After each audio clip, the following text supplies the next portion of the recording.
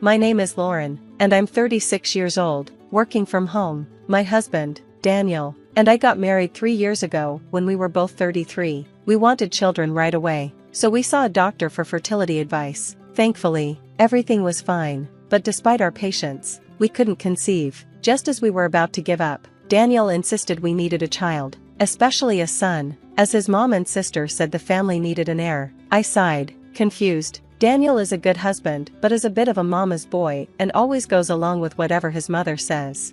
I don't have the best relationship with my mother-in-law. Daniel is her oldest son and has a younger sister who left home early because their mom always favored Daniel, since his job often requires moving. He was working near his parents' home when we married. He warned me he might get transferred, but I thought I could live anywhere as long as we were together. However, when we rented a house near his parents, my mother-in-law frequently came over, even on his days off or while I was working from home. She'd often criticize how I cleaned or did laundry, which was incredibly frustrating. She also kept asking when we'd have a child, saying it needed to be a boy and not a girl. I tried to explain how stressful her visits were, but Daniel would just say, "She's trying to get along with you," which wasn't helpful.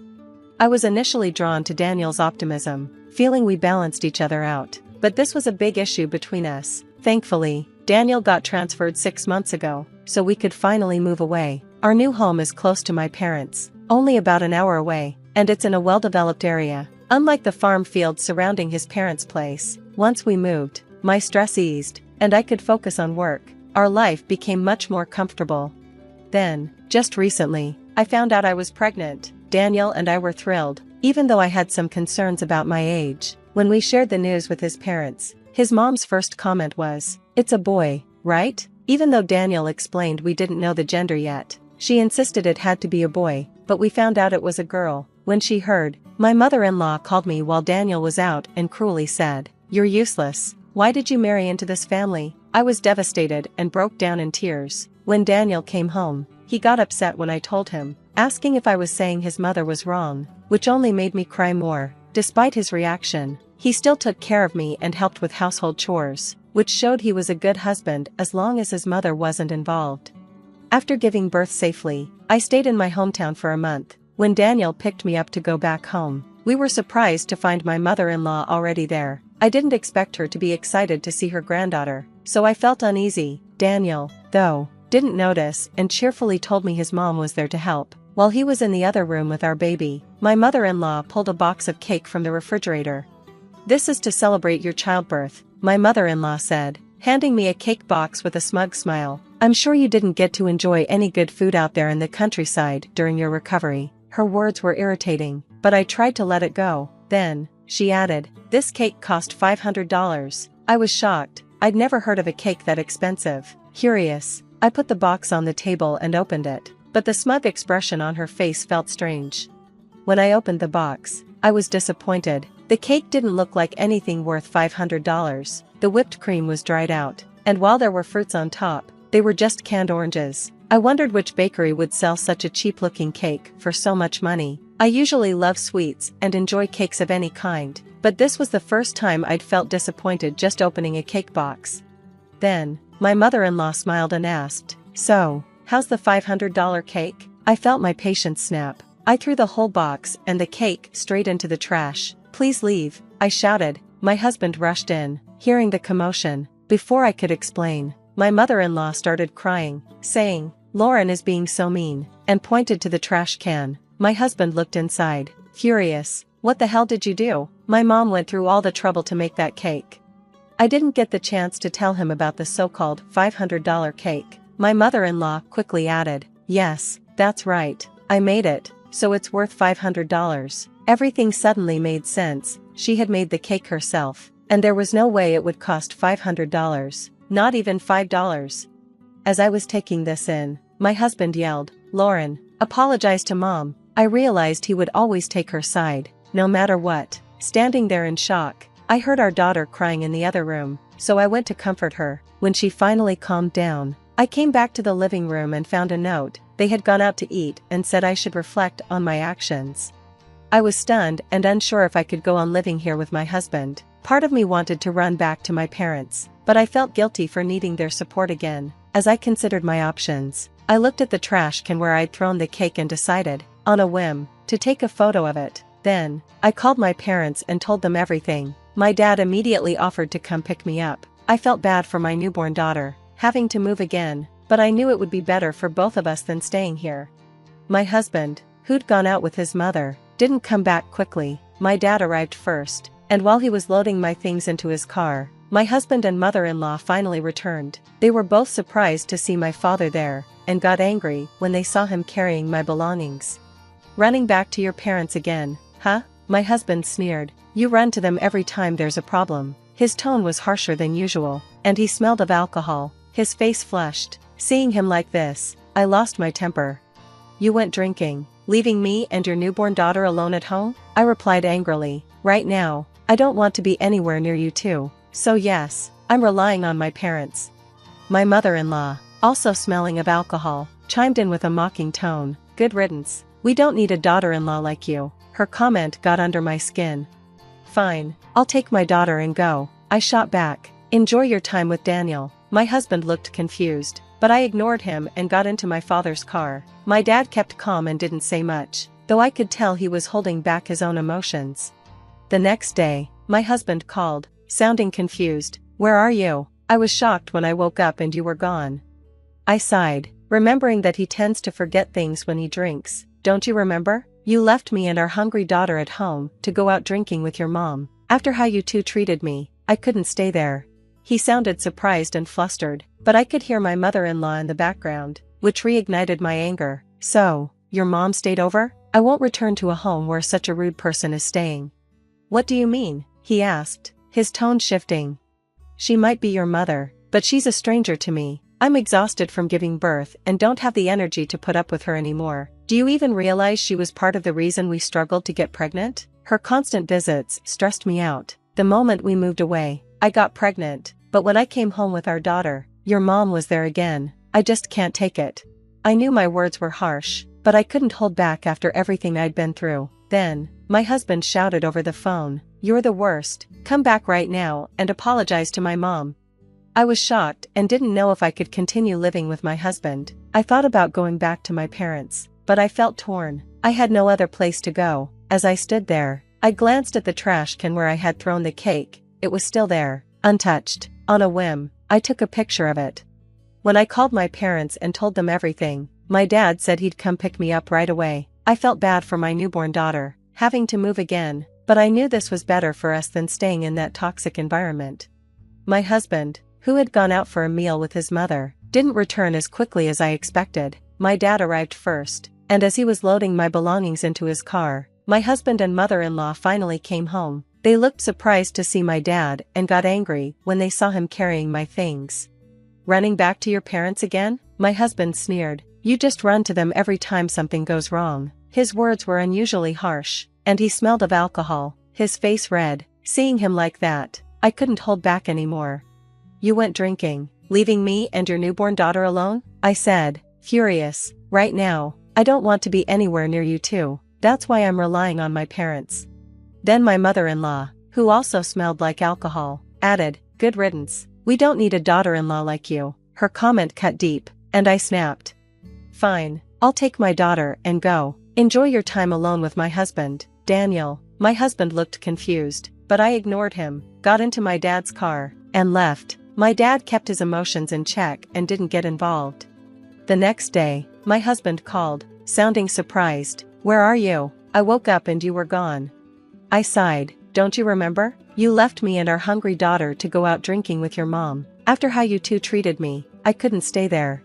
He seemed shocked and flustered, but I could hear my mother-in-law in the background, which made my anger flare up again. "So, your mom stayed over?" I said. "I won't return to a home where someone that rude is staying." "What do you mean?" he asked, sounding defensive. "She might be your mother, but she's a stranger to me. I just gave birth and don't have the energy to deal with her. Don't you realize she was part of the reason we couldn't get pregnant sooner? Her constant visits stressed me out. As soon as we moved away from her, I got pregnant, but when I came back with our daughter, there she was again. I can't stand this." I knew my words were harsh, but I couldn't hold back after everything that had built up. My husband then yelled over the phone, "You're the worst. Come back right now and apologize to my mom." I stopped my husband and said, "Just stay there, your father should be arriving soon." Then, I hung up.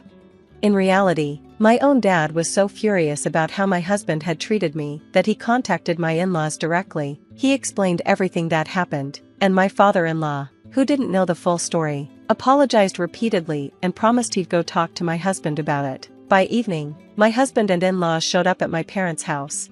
As soon as he walked in, my husband bowed deeply, apologizing. "I had no idea what was going on," he said. "I didn't know my mother was saying those things to Lauren." I looked at him, feeling cold. "Isn't it a little late to say you didn't know? We talked about this when we lived near your parents, but you brushed it off, saying she just wanted to be close to me. You didn't do anything to help back then," I replied. My words made him turn pale. "And you always told me that your mom insisted we have a son," I continued. "Are you planning to keep following everything she says? Since you chose her over me, maybe you don't really need me at all." "No, that's not true. I'm really sorry. I didn't mean to," he stammered, grasping for words. "Then what did you mean?" I shot back. He fell silent, looking down. "Daniel," I said, "you chose your mom over your own wife and daughter. Your mom's obsession with you has made you a mama's boy. I should have realized sooner. No wonder your sister left home early." At this, my husband defensively said, "I'm not a mama's boy. I care about you, too." "Then can you really cut ties with your mother?" I challenged. He went silent again. My mother-in-law, who had been brought there by my father-in-law, suddenly shouted, "How can you ask him to do that? Daniel and I are mother and son. We can never sever our bond." My father-in-law tried to calm her down, but she wouldn't stop. "To be honest, I never liked you," she continued, her words bitter. "I wanted a younger wife for Daniel." "Fine," I replied. "Then I'll cut ties with you right now. I've already prepared divorce papers. If we get divorced, we can be strangers." My husband looked at me, his face pale. "I don't want to be with someone who would write such nasty things on a cake plate," I said. I pulled out my phone and showed everyone the picture I'd taken of the cake, with the words, "Take your daughter and leave" written on it. Seeing this, my father-in-law, who hadn't known the full extent of the situation, turned red with anger and yelled at his wife, "You did this to your own daughter-in-law? After what you did to our daughter?" I was shocked to hear this. Apparently, she had once done something similar to her own daughter, serving a birthday cake with a cruel message on it. "You're a burden to this family." The room went silent, and everyone's eyes turned toward my mother-in-law, whose face was now a mix of shock and shame. My husband looked at his mother, visibly shaken, as if seeing her for the first time. My father-in-law was horrified, clutching his head as if grappling with the realization of just how deep her cruelty ran. I took a deep breath, feeling a wave of clarity amidst the tension. "This isn't just about me," I said, looking at my husband. "Your mother's behavior has impacted everyone around her, including your sister. And you've been defending it, enabling it, without considering the consequences." My husband, still holding on to me, whispered, "I didn't know. I just thought she was. I thought she only wanted the best for us." "No," I replied firmly. "What she wants is control, and you let her have it every time you choose her over our family." My father-in-law, his face still dark with anger, finally spoke up. "Enough is enough," he said, looking at his wife. "You've gone too far. Your behavior has alienated both of our children. I can't stand by and let you destroy their lives." He turned to me, his expression softening. "Lauren, I apologize deeply for everything you've had to go through. I should have intervened sooner." I nodded, grateful but firm. "Thank you, but it doesn't change the fact that I need to think of what's best for myself and my daughter." I looked at my husband, my heart aching but resolute. "Daniel, I've given you chances to stand up for me, to prioritize our family. I can't keep waiting for you to change." He looked up at me, his eyes desperate. "Please, don't leave. I'll set boundaries with my mother. I promise, I'll do better." "You've said that before," I replied, shaking my head. "And yet, here we are. I can't keep living like this, questioning my place in my own marriage, wondering if I'll always come second to her." My father stepped forward, placing a protective hand on my shoulder. "It's time to go, Lauren." As I turned to leave, my husband reached out one last time. "Please, just give me one more chance," he pleaded. I paused, looking at him with all the hurt and disappointment I'd been carrying. Daniel, if you truly want a life with us, you have to prove it, not with empty promises, but with real change. I need time. And I need space. Maybe, once you've shown that you can be the husband and father we deserve, we can talk. But until then, I'm taking our daughter and leaving. With that, I walked out of the house, my father and daughter by my side, finally feeling the weight of years of resentment and disappointment lift just a little. As we drove away, I didn't know what the future held, but I knew I had made the right choice for myself and my daughter.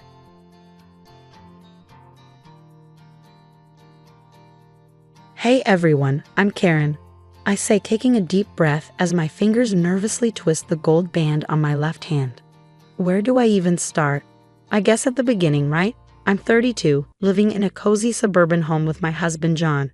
From the outside, we probably seem like the perfect couple, hosting barbecues, snuggling up for movie nights, and taking the occasional vacation. But appearances can be deceiving. Honey, what do you think about inviting the Johnsons over this weekend? I ask, trying to keep my tone light as I chop vegetables for dinner. John looks up from his phone, his brow furrowing slightly. The Johnsons? I don't know, Karen. Doesn't Mark drink a little too much? Maybe we should just have a quiet night in. I feel a familiar pang of disappointment. Oh, okay.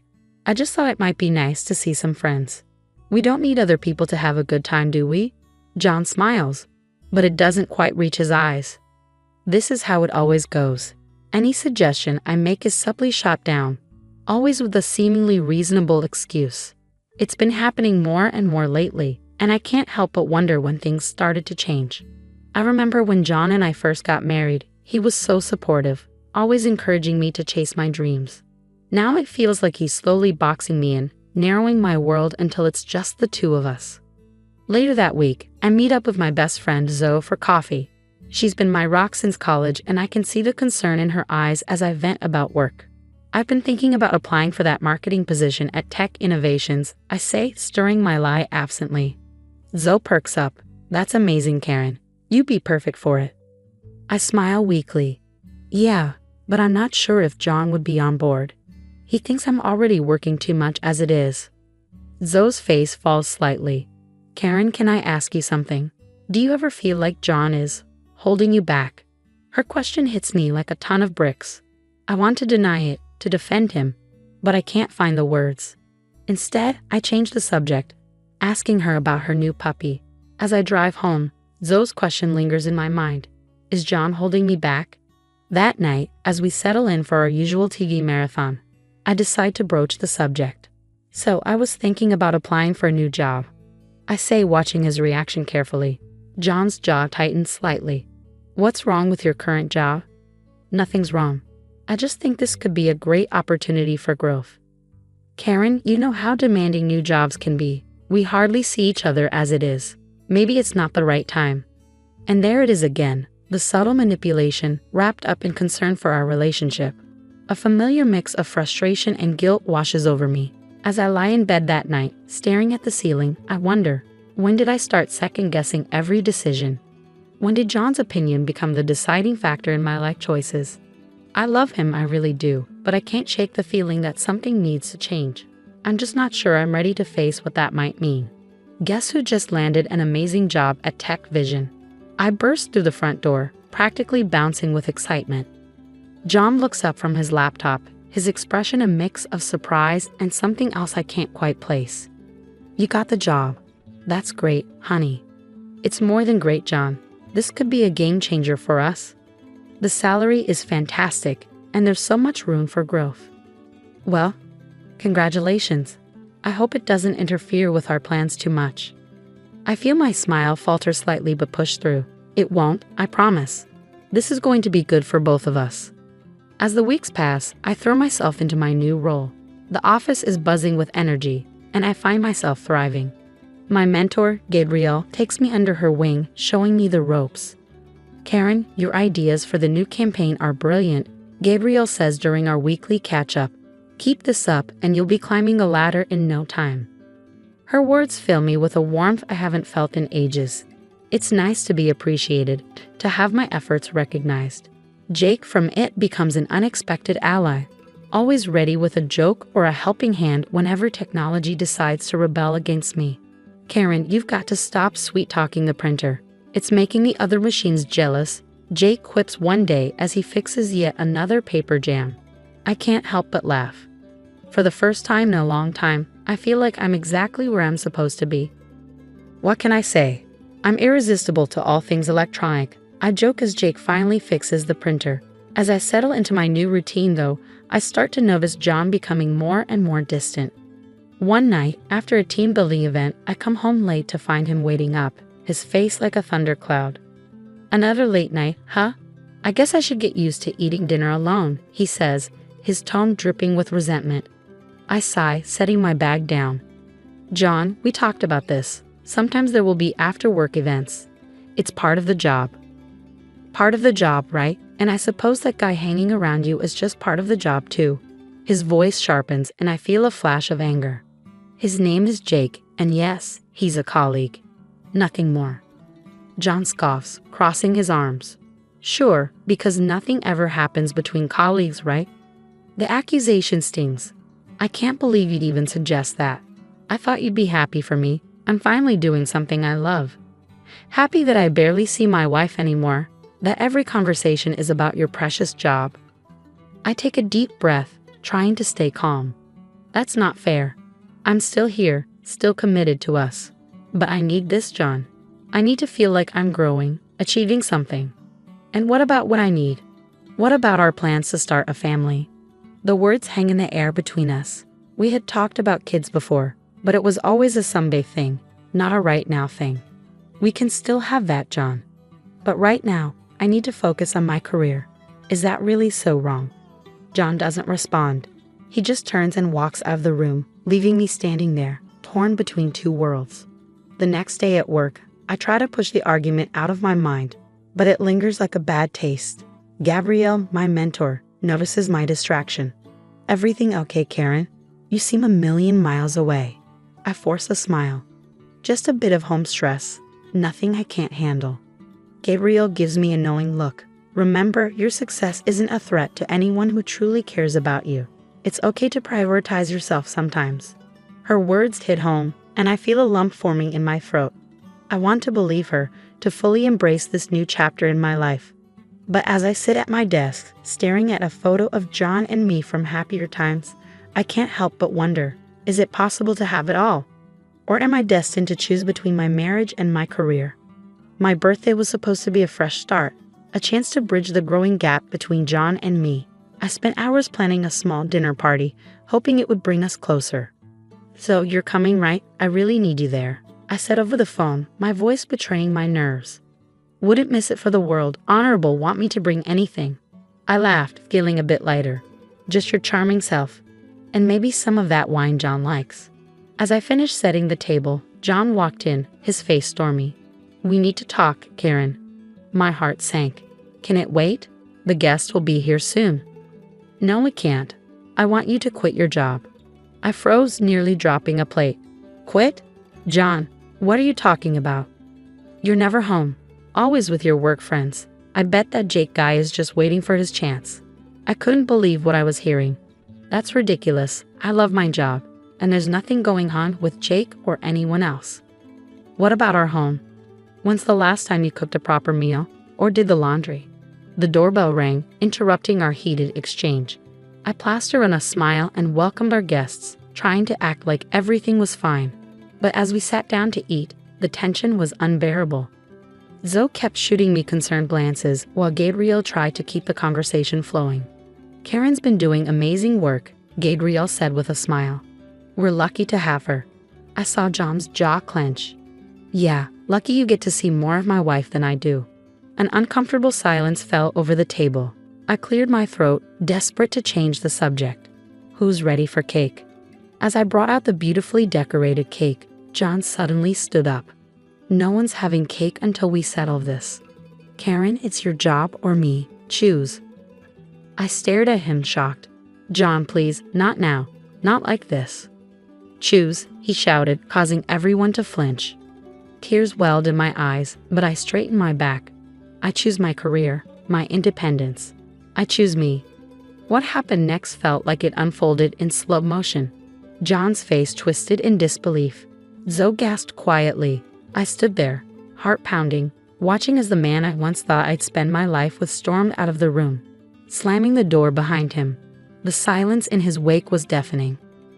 John's face twisted with rage, and before anyone could react, he grabbed the cake and smashed it onto my head. Frosting dripped down my face as I stood there, humiliated and heartbroken.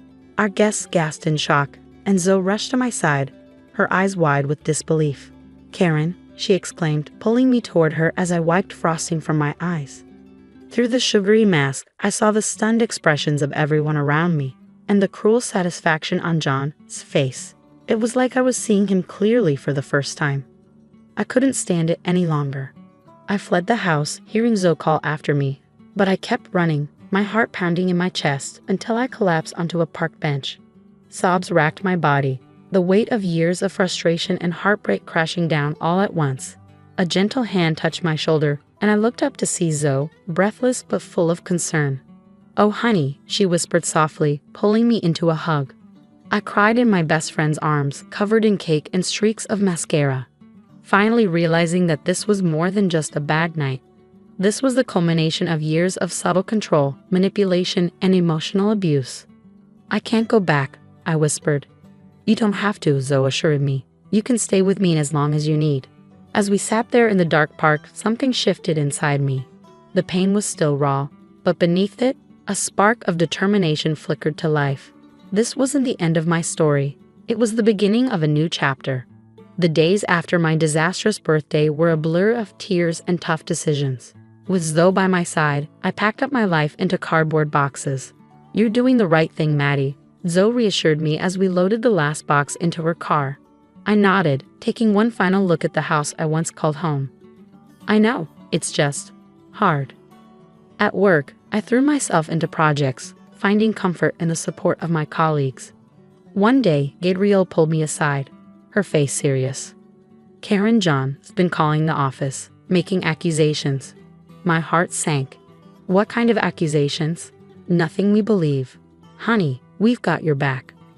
True to her word, the company stood by me, and as John's lies fell apart, I began to find my footing again.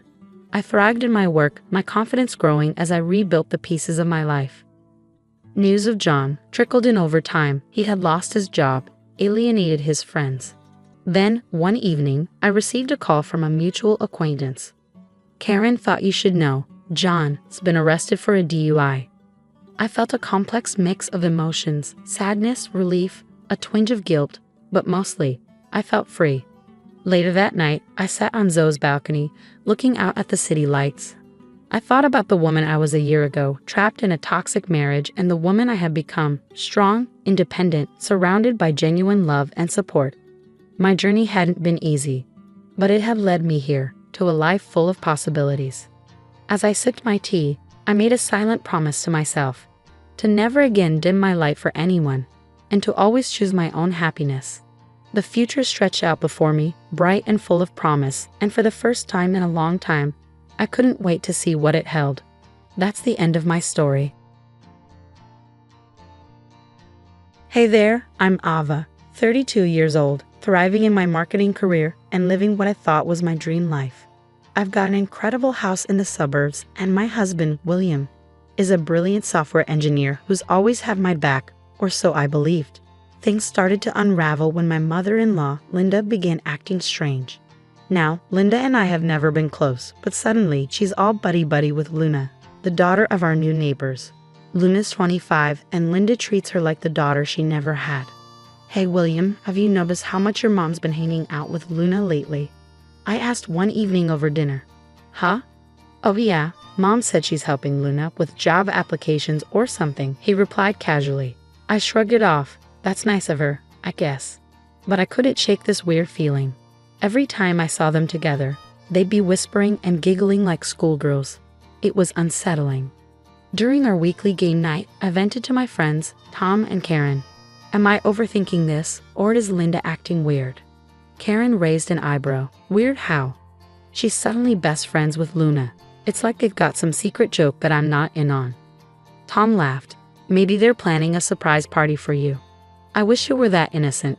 Work was crazy, and I was up for a major promotion, so I was practically living at the office. Meanwhile, William started coming home later and later. Another late night? I asked, trying to sound casual. Yeah, this project's brutal. Don't wait up, he said. I wanted to believe him, but my gut told me something was off. One afternoon, I was grabbing the mail and spotted Linda and Luna huddled together on Linda's porch. They went silent as soon as they saw me. Hey, Ava, Luna chirped, overly cheerful. How's work? Busy, I replied, forcing a smile. What are you two up to? Linda waved it off. Oh, just some girl talk, nothing you'd be interested in, dear. Right, because I'm not a girl or anything. That night, I couldn't sleep, replaying all the strange vibes in my head. The whispers, the late nights, the awkward silences.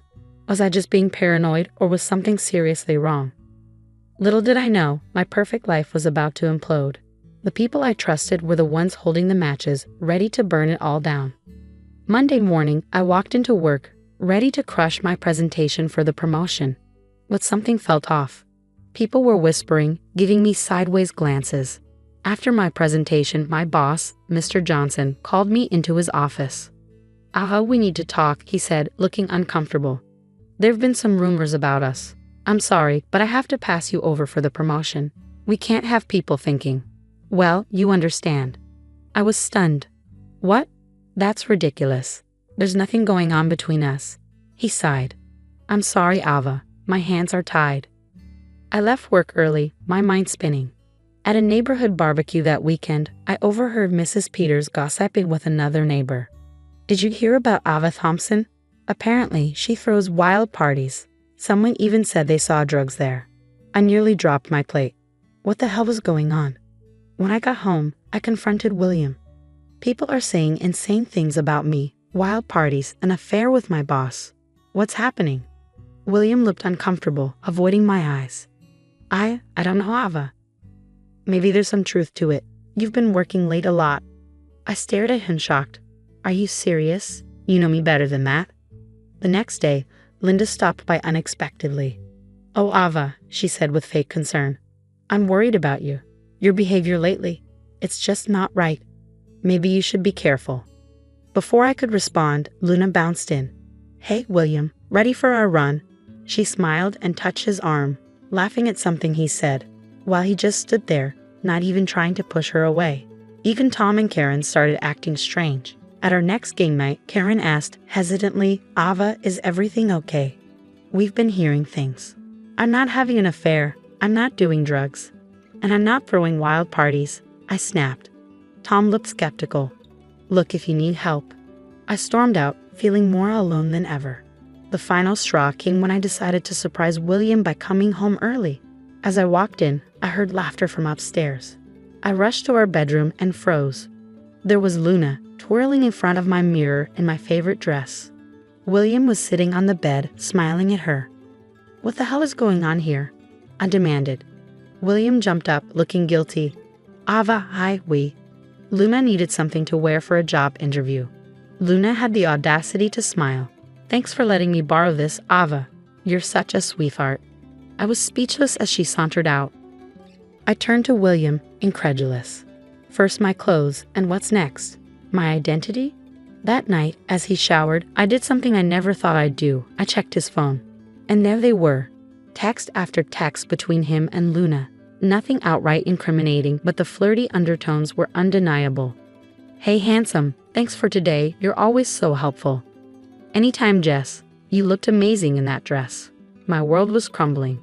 My job, my reputation, my marriage, everything I had worked so hard for was slipping through my fingers.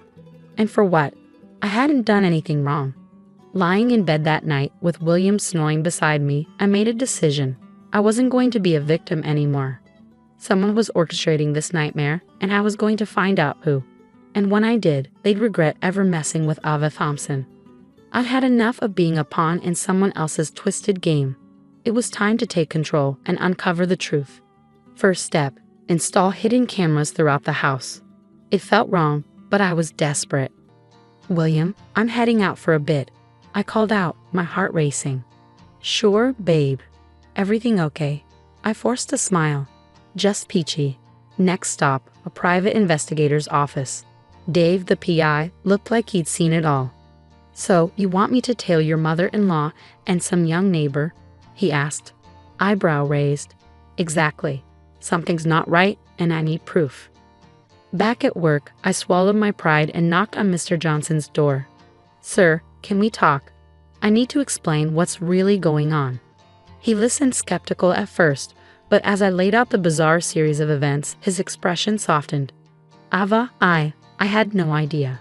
I received anonymous tips about your misconduct. I should have talked to you first." Relief washed over me. At least someone believed me. That night, I called an old friend, Alex, who had become a hotshot lawyer. I needed legal advice. "Ava, long time no talk. What's up?" I spilled everything. Alex whistled low. "Damn girl. You're in a mess. But don't worry, we'll figure this out." Days passed, and the evidence started pouring in. I was reviewing the camera footage when I saw it. Linda and Luna sneaking into my home office, planting what looked like drugs in my desk drawer. Those lying, manipulative. I bit back my words, fury building inside me. Then Dave called with more news. "Miss Thompson, I've got something. Your mother-in-law, she's been paying the neighbor girl. Looks like she hired her to seduce your husband." It all clicked. Linda had orchestrated the entire thing, using Luna as her pawn to destroy my life. That evening, I confronted William, laying out everything I had discovered. "Ava, I don't know what to say," he stammered, his face pale. "How about the truth for once?" I snapped. William broke down, tears streaming down his face. Luna came on to me hard. I was flattered. Nothing physical happened, I swear, but I liked the attention. "I'm so sorry, Ava. I never meant for this to happen." I stared at him, the man I thought I knew. "You're sorry? You let your mother and some girl destroy everything we built because you liked the attention." "Please, Ava," he begged, reaching for my hand. "We can fix this. I love you." I pulled away, my voice cold.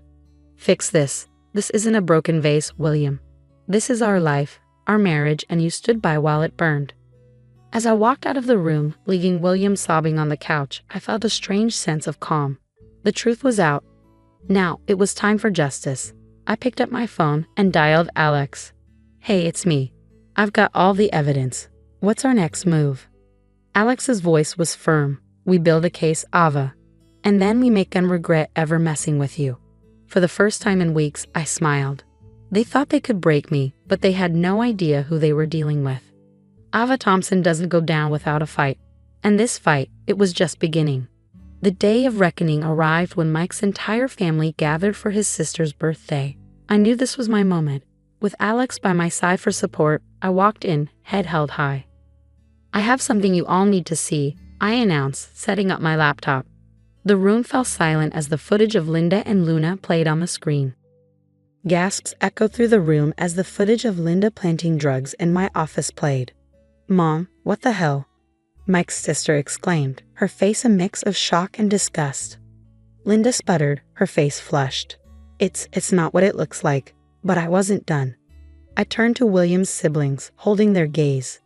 "Did you know about Linda's gambling problem? She's been embezzling from Dad's pension to fund it." I presented the bank statements and casino records for all to see. The shock on their faces deepened. Finally, I addressed the neighbors. "And Luna, this isn't her first rodeo. She has a history of conning married men. I've got testimonies from her previous victims." The final bomb had dropped. The fallout was immediate and intense. William's family turned on Linda, their voices rising in anger and disbelief. In the chaos, my phone buzzed. It was Mr. Johnson. "Ava, the board reviewed everything. We want to offer you the promotion, along with a public apology. Can you come in tomorrow?" I smiled, feeling vindicated. "Absolutely, sir. Thank you." As the dust began to settle, William approached me, his eyes pleading. "Ava, please. I know I messed up, but can't we try to work this out? I love you." I took a deep breath, steadying myself. "No, William, we can't. My lawyer will be in touch with the divorce papers." His face crumpled in pain, but I had my own scars too. I turned and walked away, head held high, ready to begin a new chapter. 1 year later, I stood in the kitchen of my dream house, sipping coffee as sunlight streamed through the windows. So much had changed. My new job was challenging, fulfilling, and I had started a support group for victims of family betrayal, turning my pain into a purpose. My phone buzzed. A text from Tom and Karen, full of apologies for doubting me and asking to reconnect. I appreciated their words but kept them at arm's length. Trust, once broken, takes time to rebuild. Another text popped up, this one from Alex. Dinner tonight at that new Italian place? I smiled, considering it. Alex had been my rock through everything. Maybe it was time to see where this could lead. I turned away from the window and caught a glimpse of my reflection in the mirror. The woman staring back at me was stronger, wiser, and fiercely independent. The scars were still there, deep beneath the surface, but they no longer defined me. I'll never let toxic people dim my light again, I promised myself.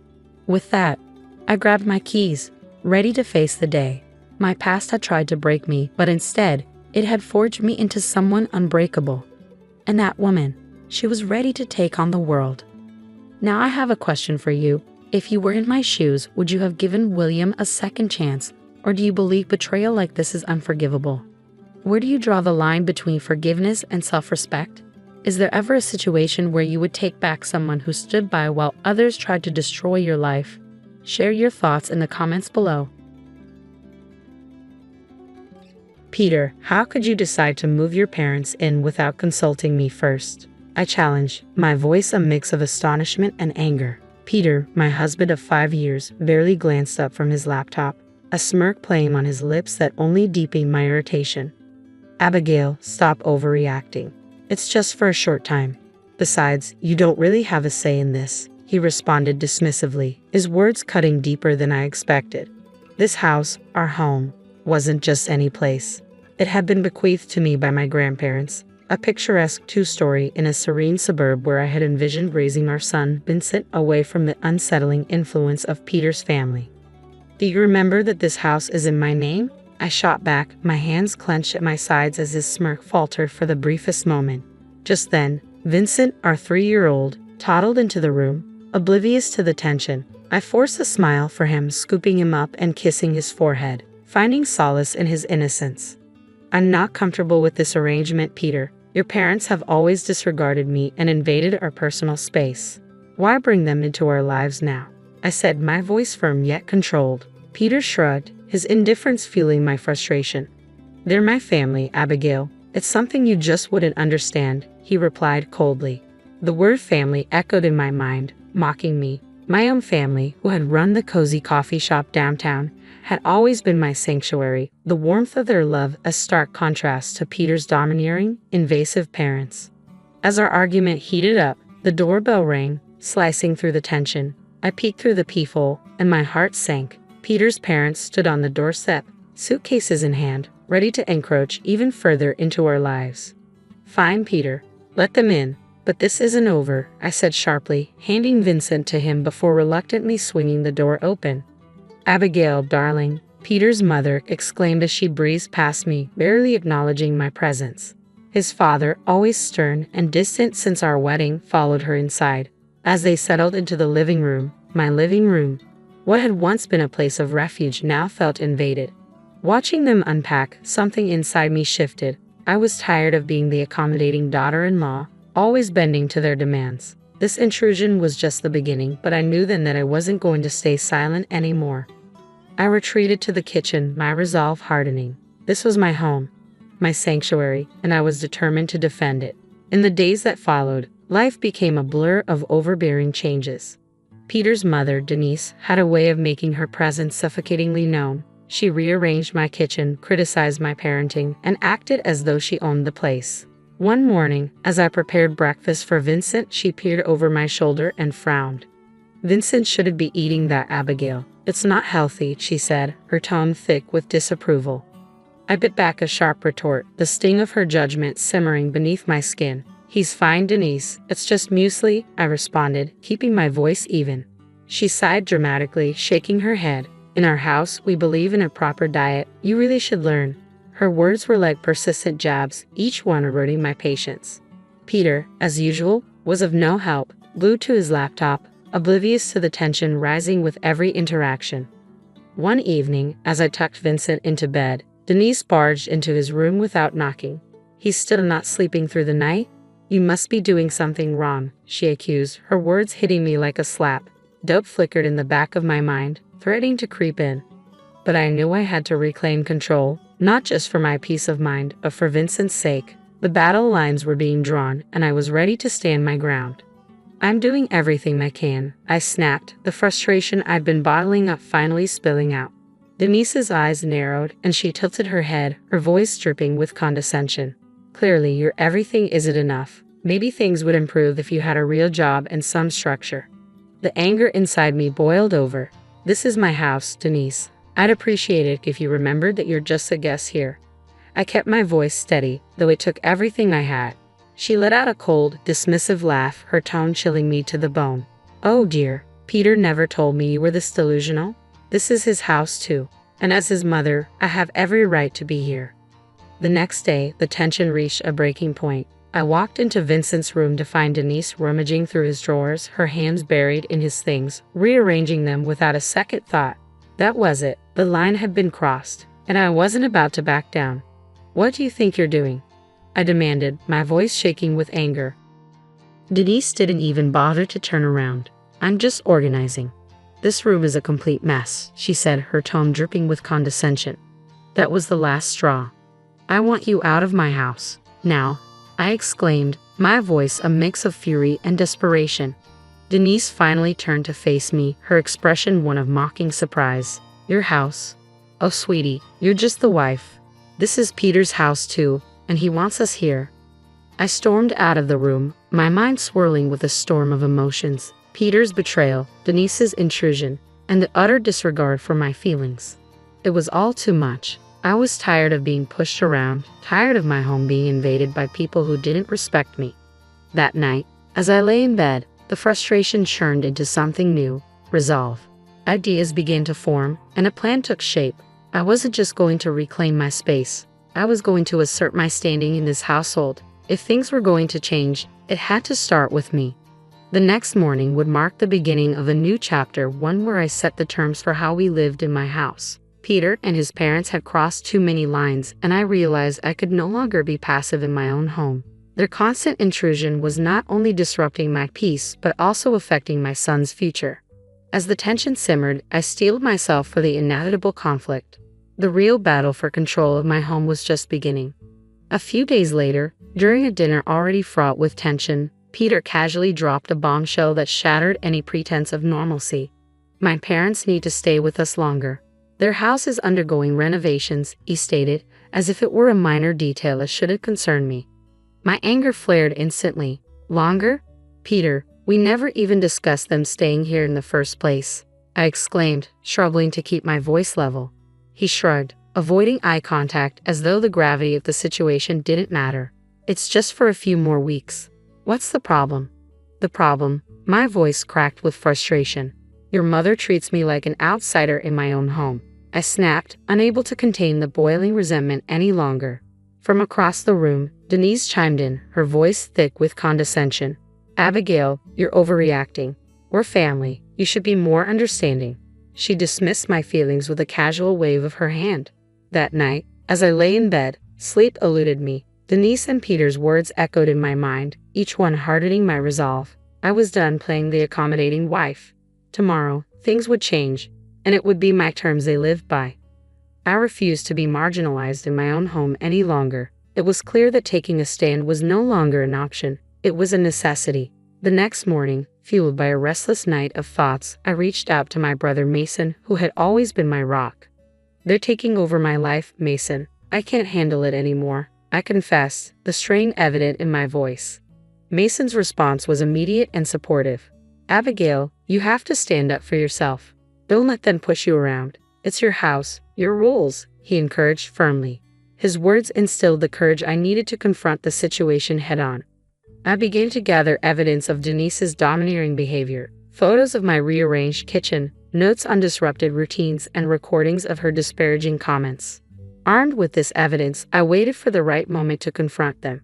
That moment arrived one afternoon when both Denise and Peter were in the living room, seemingly relaxed. I entered the room with determined strides and announced, "We need to talk, now." As they turned to face me, surprise flickered in their eyes, clearly unaccustomed to my assertiveness. I laid out my case clearly and unapologetically, presenting the evidence of Denise's intrusive behavior and expressing how disrespected I felt in my own home. The room filled with tension, but this time I didn't shrink from it. I stood my ground, ready to reclaim the respect and autonomy I deserved.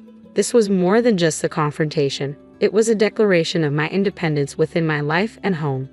My voice was firm, cutting through the tension as I faced Peter, who looked startled by my tone. "What's going on, Abigail?" he asked, a hint of unease in his voice.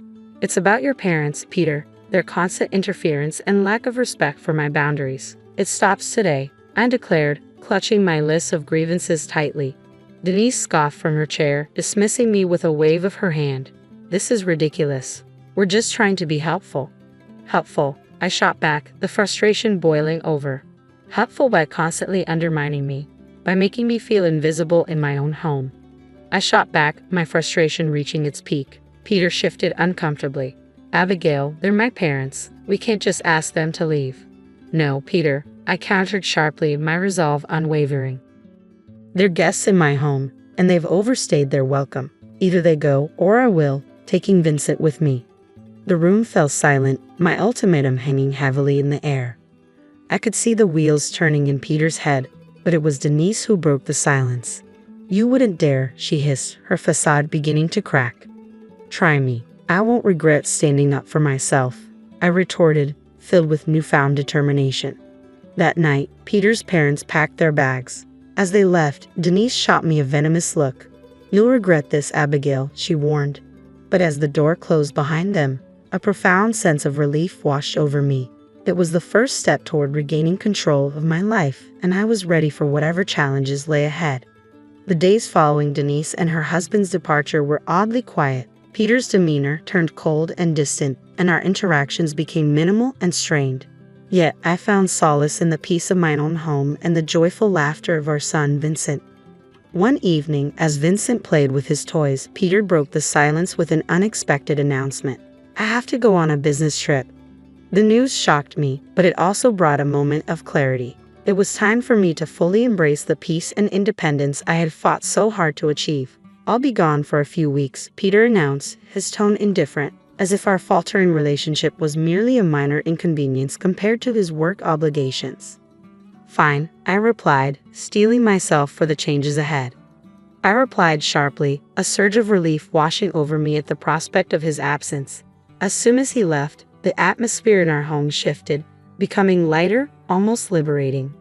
I began to undo the changes Denise had imposed, each correction feeling like a small victory in reclaiming my space.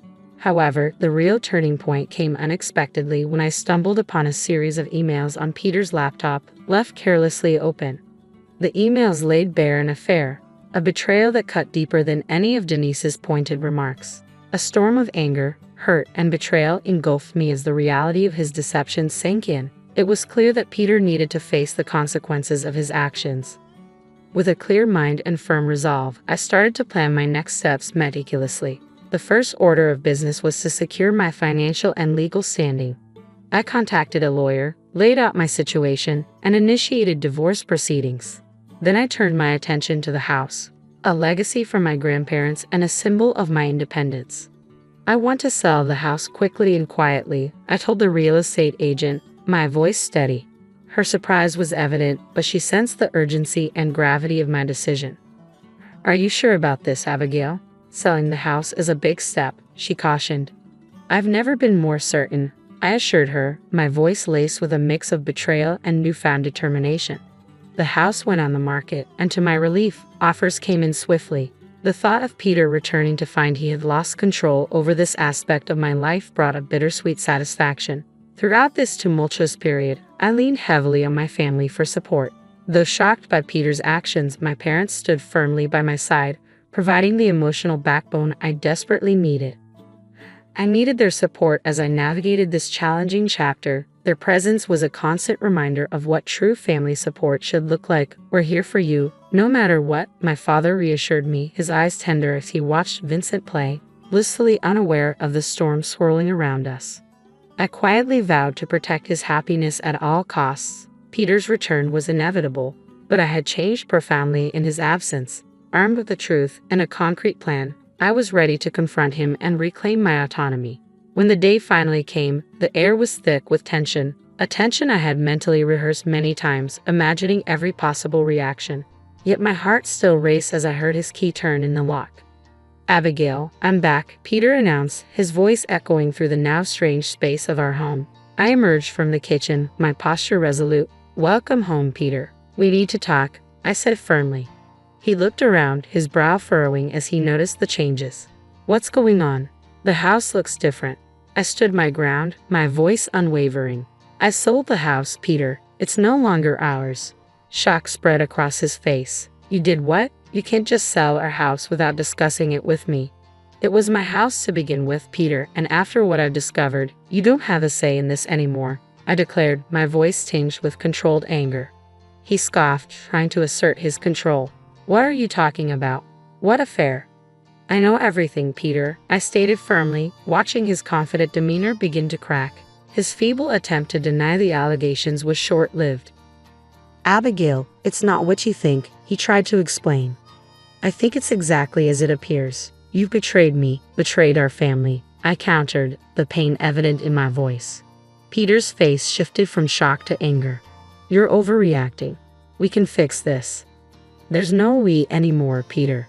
I've filed for divorce." "I filed for divorce," I declared, extending the papers to him. The ensuing conversation devolved into a chaotic blur of accusations and denials, but I remained steadfast. The man I had married was gone, replaced by someone consumed by selfish desires. As he stormed out, vowing to fight the divorce, I felt a complex mix of relief and determination. No matter what challenges lay ahead, I was prepared to face them for the sake of my future and Vincent's well-being. With a sense of freedom tinged with apprehension, I stepped into my new life, fully aware that the struggle was far from over. In the weeks that followed, our situation unfolded publicly, not only exposing Peter but also dragging his once dominating parents into the fray. Their attempts to reconcile were met with my resolute silence. I had severed ties, focusing all my energy on Vincent and finalizing our divorce. The day of the court hearing arrived, and Peter looked visibly defeated, the weight of his choices pressing down on him. When the judge granted me the divorce along with custody of Vincent, I felt a profound sense of justice being served. After the hearing, Peter's attempts at reconciliation were futile. "You made your choice, Peter. Now you have to live with it," I told him firmly, turning away for the last time. The fallout from our divorce and Peter's affair was swift and severe, tarnishing his reputation and straining his relationships. His once imposing parents now faced social ostracism, a stark reversal of their previous status. As Vincent and I walked out of the courthouse, hand in hand, it felt not just like an ending but a new beginning, a chance to rebuild our lives on a foundation of honesty and freedom from deceit. The future was uncertain, yet it was wholly ours to shape. Life after the divorce was like stepping out of a long, dark tunnel into the sunlight. I had regained control, not just over the now-sold house, but over my life. Vincent, blissfully unaware of the adult complexities, thrived in the stability and love I provided. My days were busy but fulfilling as I dedicated myself to rebuilding our lives and managing the coffee shop, which had become my sanctuary. However, the shadow of Peter and his parents occasionally cast a pall over my newfound peace. One evening, as I was closing up the shop, Peter appeared at the door, looking disheveled and desperate, a stark contrast to the composed man I once knew. "Abigail, please, I need to talk to you," he pleaded, his eyes searching mine for any remaining spark of compassion. I paused, conflicted by the mix of feelings his sudden appearance evoked. "What is it, Peter?" I inquired cautiously. "It's about the alimony and child support," he admitted, his voice filled with shame. "I'm unable to pay it. I've lost my job due to the scandal." Peter's words struck me like a chill of reality. "And my parents are struggling too," he added, his tone desperate. "That's not my problem, Peter. You made your choices, and now you have to face the consequences," I responded, my voice resolute yet cold. "But Abigail, I have nothing left. Please, for old time's sake," he pleaded, his voice cracking with despair. A twinge of pity flickered within me, but it was swiftly extinguished by the vivid memory of his betrayal.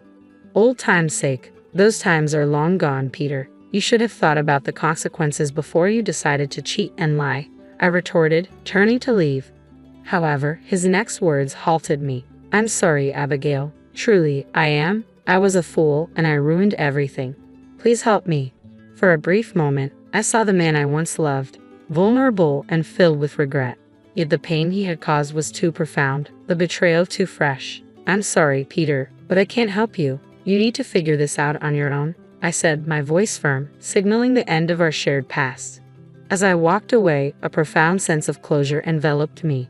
The journey had been fraught with betrayal and heartache, but it had steered me toward newfound strength and independence. Life moved forward. Vincent grew, his laughter and curiosity infusing our home with joy.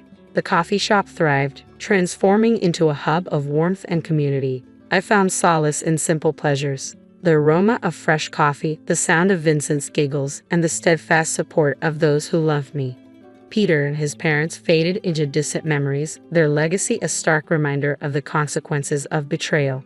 My experience taught me resilience and underscored the importance of standing up for myself. That evening, as I locked up the shop and gazed at the sky, its hues marking the end of another day, I smiled, holding Vincent's hand tightly. Our future was uncertain yet bright. Step by step, we were venturing into a new chapter of our lives, fortified by our past but not bound by it. Hello, everyone. I'm Amber, and I'd like to share a story about my mother-in-law's behavior toward me and how I handled the situation. My mother-in-law, Patricia, has always been quite curious about my inheritance. Since I married her son, Raymond, she's frequently asked, "Amber, when will you receive your inheritance? I heard it's around $35 million. Just think of the luxurious life we could have with that kind of money. It's taking forever to process, isn't it?" Her persistent inquiries revealed her keen interest in my finances. Initially, I naively shared details about my inheritance, a decision I now regret. Following that, Patricia became overly friendly and her constant questioning began to wear on me. My husband, Raymond, and my father-in-law, Gary, would often reprimand her. "Patricia, you need to stop bothering Amber about her inheritance," they'd say. "It's irrelevant when or if she receives it. It's none of our business." Raymond even pointed out, "Mom, you're being incredibly rude and irritating to Amber. We're doing well financially and even supporting you and Dad. What more could you possibly want?"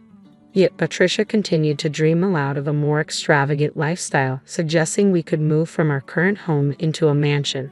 Her fixation on my finances was evident. In an attempt to shift the conversation, I joked, "Who knows if I'll ever receive that inheritance? The process is complicated, and for all you know, I might have made the whole thing up." Everyone laughed at my remark. Everyone except Patricia, who shot me a stern look, clearly upset.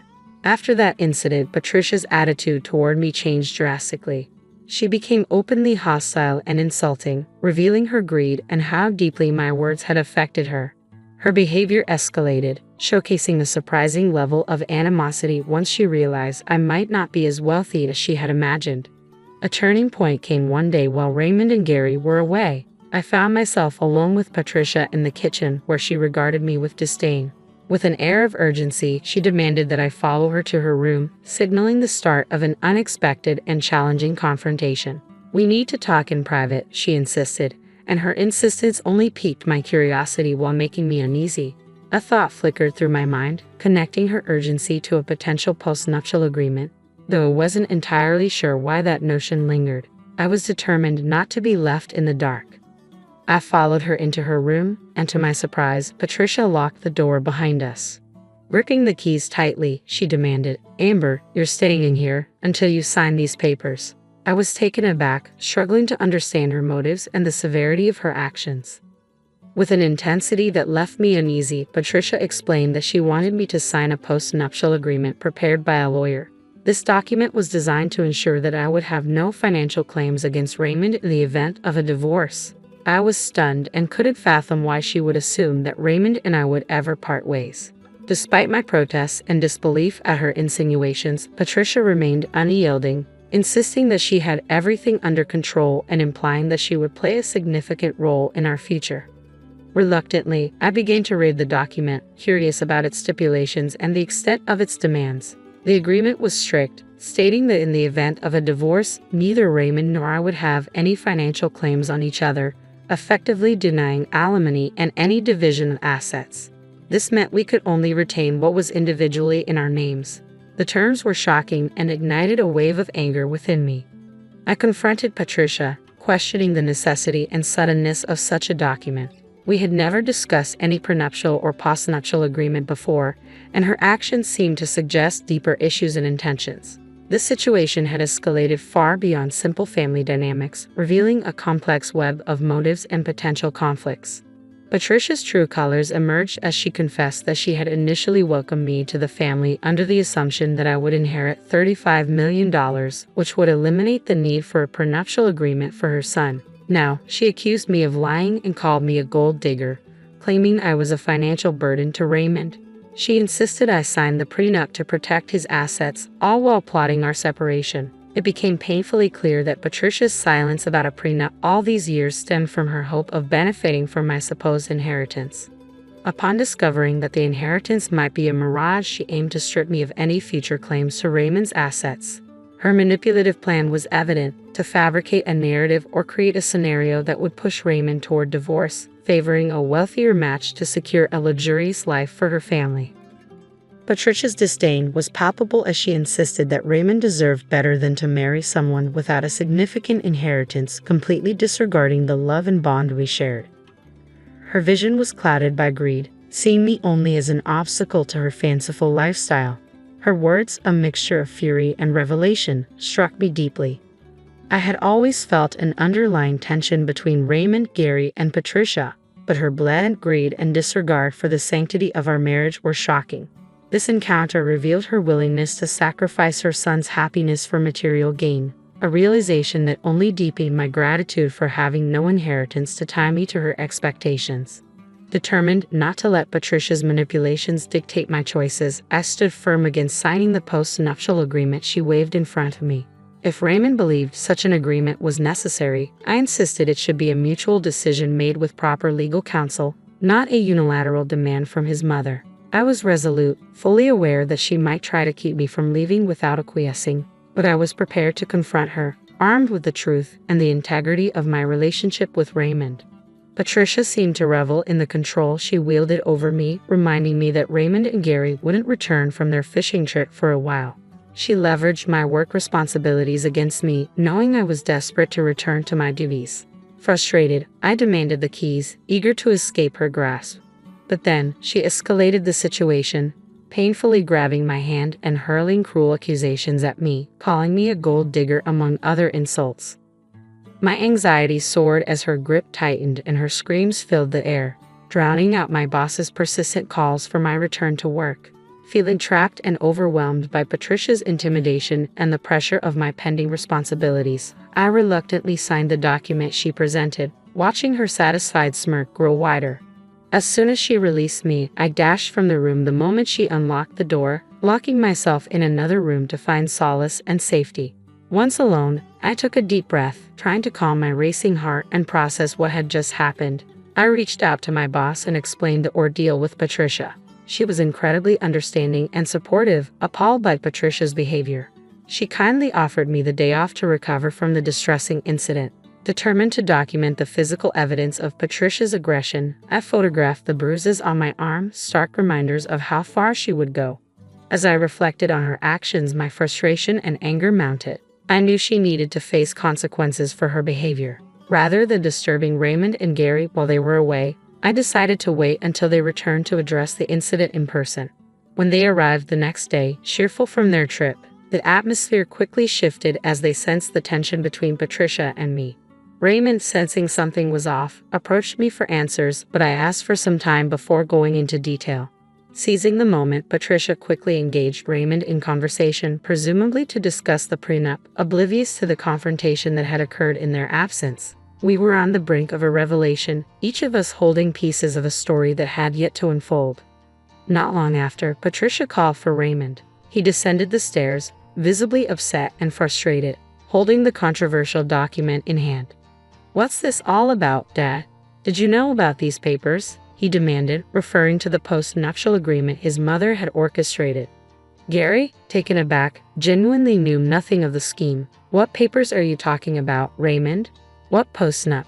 he asked, bewildered by the sudden tension. It's a ridiculous post-nut Mom cooked up for Amber and me, Raymond explained, clearly finding the entire situation absurd and unjustifiable. Gary immediately clarified, Raymond, I'm completely out of the loop here. I have no idea what this is about. His confusion and surprise were palpable as he turned his gaze toward Patricia, seeking an explanation. Cornered, Patricia defended her actions under the guise of protection.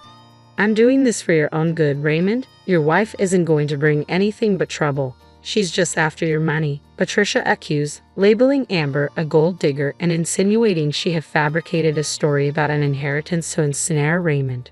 Shocked by his mother's harsh words, Raymond struggled to comprehend her twisted logic. What does Amber's inheritance have to do with us? How can you say such things, Mom? He asked, his confusion evident. Patricia doubled down, painting the grim picture of Amber exploiting Raymond and leaving him financially drained after a divorce. She urged him to sign the post-nuptial agreement and consider seeking a more financially suitable partner, further inflaming the situation. This accusation ignited a fire in Raymond. He vehemently defended Amber, joined by Gary, marking a rare moment of unity against Patricia's manipulations. It was a turning point for me, witnessing Raymond stand up for our relationship and dispelling any fears about his loyalty. What they both didn't know was that the truth about my inheritance had come through the day before, a detail I hadn't shared amidst the chaos. As the argument subsided, Raymond's gaze met mine, filled with questions and concern. Amber, why did you agree to sign that post-nup? You should have waited for me. You know I'd never support such a thing. Why let Mom pressure you into this? His disappointment was evident, but it was mingled with a genuine desire to understand and rectify the situation together. I reassured Raymond, I never doubted you would request such a thing. You've always supported me unconditionally. I intended to discuss the post-nup with you, but I never got the chance. I explained how Patricia had trapped me in her room, her grip unyielding, until I reluctantly signed the document. My lack of choice was clear. I had been coerced into giving my signature. Raymond and Gary were visibly shocked by my account, especially since Patricia didn't even attempt to refute my claims. Instead, she appeared almost smug about her actions, which only fueled the outrage in my husband and father-in-law. Their disbelief quickly turned to anger as they noticed the marks on my arm. What have you done to Amber? How could you lay hands on my wife? This is assault, Raymond exclaimed, while Gary condemned Patricia's actions as madness. Patricia tried to justify her behavior by claiming she was protecting her son from being taken advantage of, insisting she acted out of maternal instinct. But Raymond countered her claims with disgust, emphasizing that his marriage to me had never been about financial gain. Still clinging to her delusions of a wealthier life, Patricia lamented Raymond's supposed promise to elevate their living standards. Patricia believed that marrying into wealth was the only way to achieve the life she desired. This assertion only deepened the divide, prompting Raymond and Gary to challenge her greed and her disregard for the values that truly mattered to them. The argument escalated as both men confronted her harmful actions, and gradually her obstinance began to crack under the weight of their unified stance. It became clear that she was realizing her actions had crossed a line far beyond what was defensible. Cornered and recognizing that Gary and Raymond were not on her side, Patricia resorted to tears, attempting to sway them with an emotional outburst. She cried, claiming her actions were for the betterment of the family and insisting she deserved a better life for all her sacrifices, including providing them with a home. She portrayed herself as the victim wronged by those she had sheltered. Raymond responded with a reality check, reminding her that their living arrangement was mutually beneficial. He highlighted that he and I were the ones financially supporting the household, not the other way around. Fed up with her manipulative tactics, he declared that they would move out and cease all financial support, signaling a drastic change prompted by her actions. Gary, too, had reached his limit. Years of enduring Patricia's greed had worn him thin, especially now that she had resorted to aggression and manipulation against me.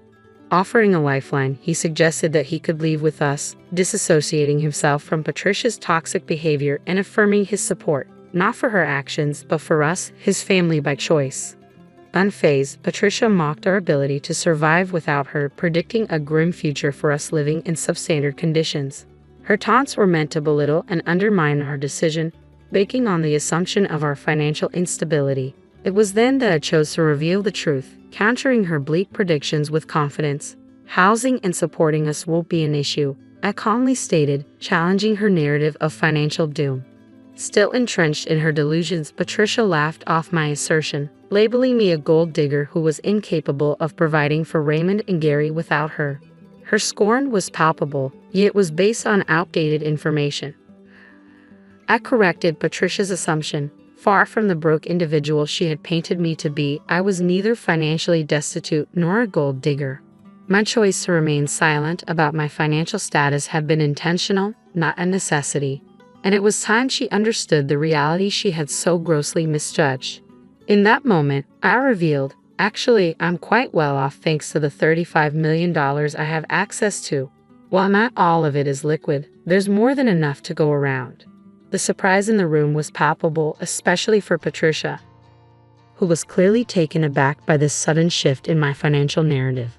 Patricia, bewildered, challenged me, "But you said there was no inheritance. You lied." I responded, a bit wearily, "Patricia, your nagging was exhausting." I made a flippant remark about not having an inheritance without expecting it to unveil your true intentions. Honestly, I'm thankful for that joke now. It showed me who you really are. This revelation left Patricia scrambling, her mind racing for ways to mend our fractured relationship. She attempted to downplay her earlier hostility, laughing it off as she claimed, "Oh, Amber, you trickster. We could have avoided so much misunderstanding if only you had told us earlier." I countered firmly, "Really, Patricia? If I had clarified it was a joke, you wouldn't have pushed for that postnuptial agreement or tried to sabotage my marriage, would you?" Her attempts to retract her actions, claiming she had gotten carried away and admitting her rudeness while tearing up the postnuptial agreement, were too little, too late. "Patricia, it's clear now that you shouldn't concern yourself with my inheritance. Our relationship can't be mended so easily. If Raymond is still on board with moving out and cutting ties, I fully support that decision." This moment marked a turning point for me, emphasizing my independence and readiness to move forward without the strain of Patricia's manipulative tactics. I prioritized my well-being and my relationship with Raymond over any financial entanglement with her. Raymond made it clear, "We're moving out, Amber. My mother's greed knows no bounds, and I refuse to let her exploit you any further. We'll leave by the end of the month, and Dad's coming with us." This decision was unanimous. Raymond and I had already begun house hunting and found the perfect place an hour away. Securing a house and planning a move within a month might seem daunting, but our financial stability made the process smooth and efficient. Gary decided to join us, ready to step into a new chapter of his life as he initiated divorce proceedings against Patricia. His decision came independently, driven by the events that had unfolded, and he filed for divorce within the same month we planned to move. Desperate and cornered, Patricia pleaded with us to reconsider, trying to elicit sympathy through tears and apologies. However, her financial predicament only compounded her woes.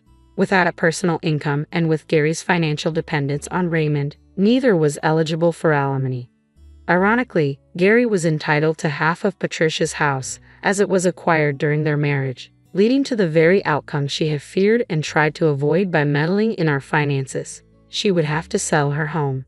The divorce process dragged on for a year, marked by mandatory separation periods and Patricia's visible distress over her dwindling finances. She was forced to expedite the sale of her house for survival.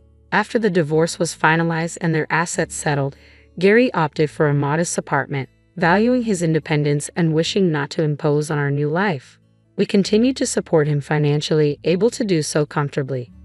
While tumultuous, this series of events reinforced our family bonds, underscoring the importance of integrity, support, and the true value of relationships over material gain.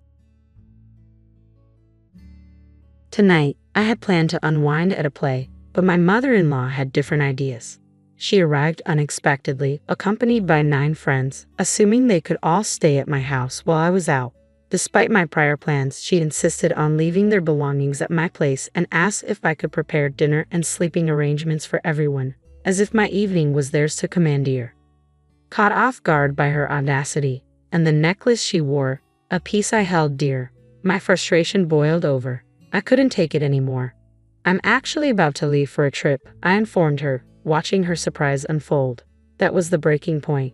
After enduring her relentless demands, I finally asserted myself, please return that necklace. It was time to establish the respect and boundaries I had long overlooked.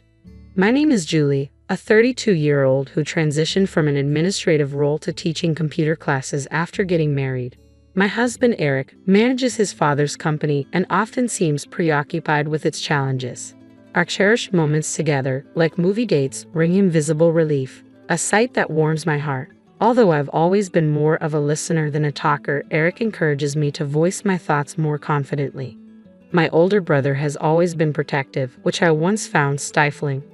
Now, I see it as a form of support, much like what Eric provides. Eric's brother serves as vice president of their father's company, and his wife, Catherine, who is about my age, is also part of our intertwined lives. Catherine has always been someone I admire, ambitious, dependable, and kind-hearted. What truly stands out about her is her assertiveness and the way she confidently expresses her views, coupled with a remarkable ability to be understanding and adaptable. Witnessing her stand up to our mother-in-law was nothing short of impressive. Unfortunately, Catherine and her husband live quite far away, which means I don't see her as often as I'd like, a fact I often regret.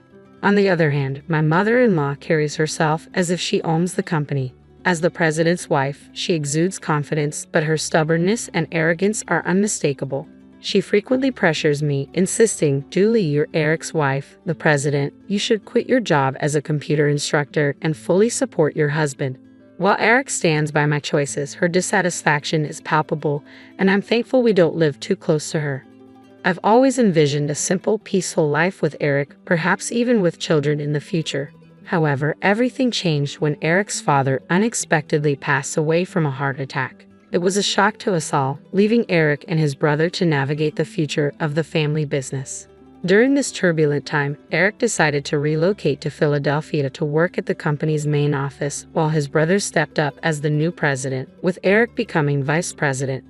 We found a cozy house in Philadelphia, slightly removed from the hustle and bustle and a bit far from the nearest train station, but it promised a peaceful, sunlit life. With all the changes at work, Eric often came home late, so I took it upon myself to ensure our home was a warm and welcoming place. I prepared healthy meals to support Eric during these challenging times, and as the weeks turned into a month, his appreciation for my efforts became increasingly evident. "I'm back. I'm starving," he would announce as he entered the house, to which I would respond with a smile, "Thanks for working so hard. I'll make dinner." One day he mentioned, "Hey, Julie, my mom wants to visit this weekend. Is that okay?" Knowing she might be feeling lonely after the loss of Eric's father, I was more than willing to welcome her. "Of course," I replied, although I was aware that we still had some tidying up to do. "She's welcome," I assured him, and he quickly said he'd let his mom know. He then suggested inviting his brother and Catherine too, to which I happily agreed. It might sound odd, but relocating here meant I could see Catherine more often, which turned out to be a delightful surprise. That weekend, we gathered to catch up and reminisce about my father-in-law. It was a bittersweet occasion. While we all felt the loss deeply, I didn't want to dwell on sadness forever. "My mother has picked up a new hobby," Eric's mother shared, her effortless elegance shining through as she spoke. Today, she wore a stylish, light purple scarf that added to her commanding presence, even if she seemed a bit thinner than before.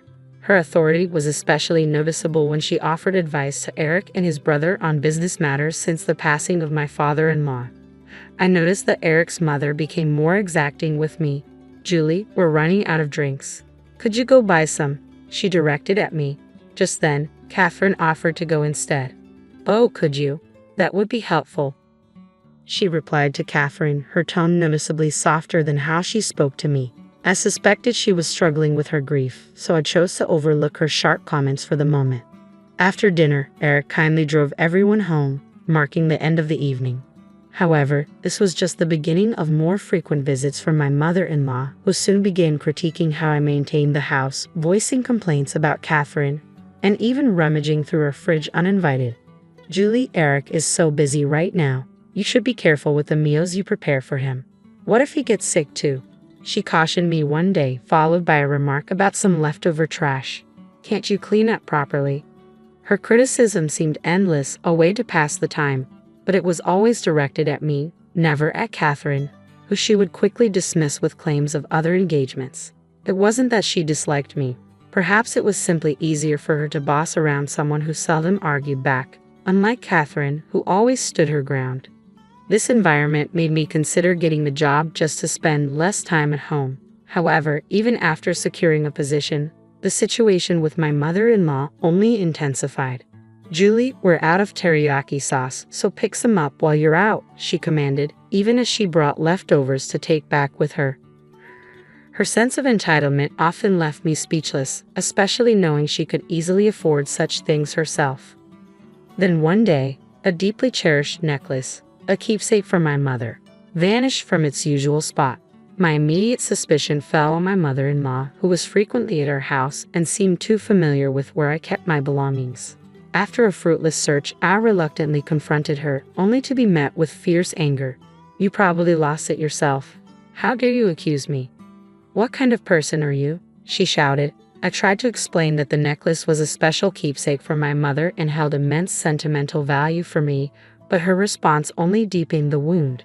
"I don't care, it's just a necklace. Why don't you ask Eric to buy you a new one?" Realizing she couldn't grasp the importance of the necklace, I decided to drop the subject.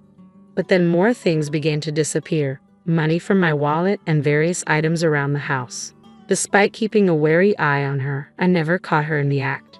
Exhausted and confused, I confided in Catherine, who agreed that my mother-in-law was the likely culprit, given that no one else had such access to our home. It saddened me to think that way, but without concrete evidence, I felt powerless. Seeing how troubled I was, Catherine suggested a getaway. "You need a break, Julie. Why not join me for a short vacation?" The idea of stepping away from it all was appealing. I felt drained, and the thought of a little escape was rejuvenating. So 3 weeks later, as Eric and his brother prepared for a business trip to meet with a company in another state, Catherine and I finalized our plans. "I'm heading out, Julie. Just relax and enjoy your time," Catherine encouraged as we got ready. "Take care," I replied, grateful for the chance to recharge and hopeful that a little distance might offer some perspective on the chaotic happenings at home. I packed early, eager for the respite that awaited. My travel bag was ready by the door, and I was just about to leave when the doorbell rang. Curious, I checked the video feed and saw my mother-in-law standing at the door, not alone but with a group of friends in tow. "Hi, Julie. I brought some friends. Can you let us in?" She greeted me as if it were a normal visit.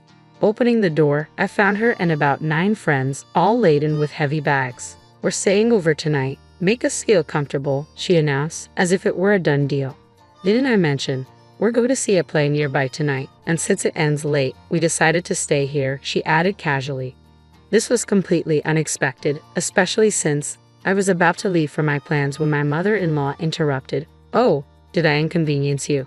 Kayla told me you were okay with it," she said, trying to justify her imposition. I was taken aback by her audacity. "I'm sorry, but I wasn't informed about this, and I already have plans," I replied, trying to maintain my composure. She seemed surprised but quickly retorted, "But you'll be back soon, right? We'll just drop our bags and go out for a while. Can you make dinner and set up beds for us?" Ignoring my stated plans, she acted as if everything was already settled. "I can't. I'm going on a trip with Catherine." "Oh, just for Catherine? You can go anytime. We've come all this way just for today." "How long are you going to make us wait?" she persisted, completely disregarding my needs. Then something caught my eye, a glint of metal around her neck. It was the necklace, a cherished memento from my mother. "Wait. That necklace you're wearing," I began, my voice trailing off in shock. To my astonishment, it was indeed the same necklace. "Kayla, where did you get that necklace?" I asked, trying to keep my composure. "Why, it's just one of my collections. Is there a problem?" she replied smugly, clearly enjoying the control she felt she had. "That can't be right. That necklace is rare and a limited edition," I countered, feeling a mix of anger and betrayal. Just then, Catherine arrived, puzzled as to why I hadn't met her as planned. "I was wondering why you didn't show up at our meeting place and didn't contact me. So this is what was happening," she said upon entering. "I'm sorry I couldn't get in touch," I replied, the stress evident in my voice. Noticing my distress, Catherine quickly picked up on the tension. "What's going on?" she asked, her eyes darting between me and the necklace. I was upset and blurted out, "The necklace she's wearing is the same one that belonged to my mother, the one that recently went missing, the one I kept in that special box," I explained, barely holding back tears. Realizing the gravity of the situation, Catherine spoke up loudly enough for everyone to hear, reinforcing the significance of the necklace and its sudden, mysterious appearance around my mother-in-law's neck. In a hushed voice, desperate to keep the matter from her friends, my mother-in-law whispered, "Can you both stop this? It's embarrassing. Do you want to accuse me of theft?" Her face flushed with indignation. "Yes, I find it suspicious," Catherine replied firmly, not backing down. "Do you have any proof that I stole it?" My mother-in-law shot back. "It's embarrassing to have such unreasonable daughters-in-law. Please don't make a scene in front of my friends." She then turned back to her group with a forced smile. "Well, let's go inside, everyone," she attempted to usher her friends inside. A crucial detail flashed in my mind. "Kayla, can I have a look at the necklace, please?" I asked, needing to confirm my suspicion. Catherine circled behind her for a closer look. "Enough of this. What's your mother's name?" My mother-in-law snapped, trying to dismiss us. "It's Amanda." There it was. I spotted the engraving.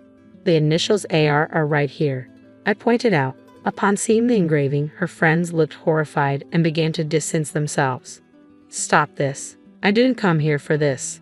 Let's go, everyone," my mother-in-law urged, her tone frantic. "We're not letting you leave," Catherine declared firmly, blocking her path. The friends, sensing the growing tension, muttered, "We're not involved," and quickly made their way toward the subway. "There's been some mistake," my mother-in-law stammered, attempting to follow her friends. But she was stopped by an unexpected presence. "What are you doing here? Weren't you supposed to be on a business trip?" Eric stood there, his arrival surprising everyone. It turned out that his supposed business trip was scheduled for the next day. He had given his mother a false date to see how she would act, a plan devised after Catherine informed him about the missing items from our home. Having visited his childhood home and found similar items missing, Eric had begun to suspect theft. But without concrete evidence, he knew any accusation could easily be denied. "What are you doing here?"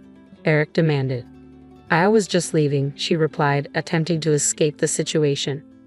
"Give it back. That necklace isn't yours. It's a keepsake from my parents." "Why do you have it, Ma?" I demanded. "It's not what you think. I found it in my purse. Julie must have set me up," she claimed, trying to shift the blame to me, panic evident in her voice. "Do you think such a lie would work? There's no way Julie would do something like that. First, give the necklace back to Julie. We'll talk after that," Eric insisted. Reluctantly, she removed the necklace and threw it on the ground, then tried to flee. "Hey, wait," we called out, starting to chase her but stopping shortly after. We didn't need to chase her. The truth had already caught up with her. I was bewildered as about 15 police officers stood before my mother-in-law. The scene was surreal, and I struggled to grasp what was unfolding. Then one officer explained, "We received a report from a local resident.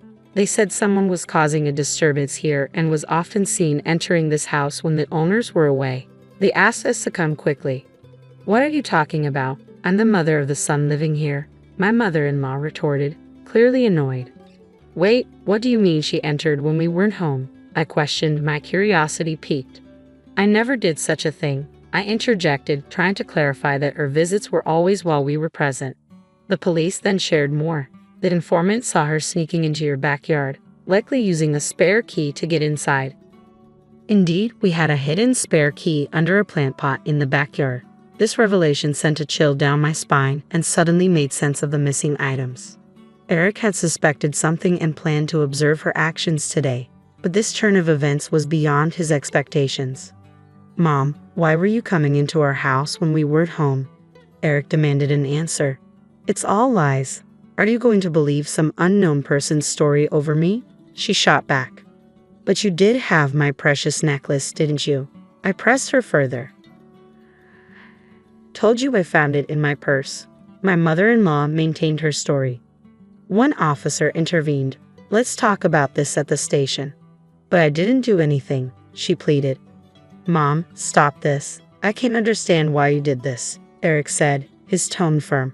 Hearing her son's words, my mother-in-law seemed momentarily defeated and collapsed to the ground. But just when it appeared she had given up, she burst into a rage. "After your father passed away, I felt so lonely. Seeing her always so cheerful, I couldn't stand it anymore. I wanted her to feel the pain I felt." She confessed her emotions, raw and turbulent, and Eric was visibly shaken by her irrational justification.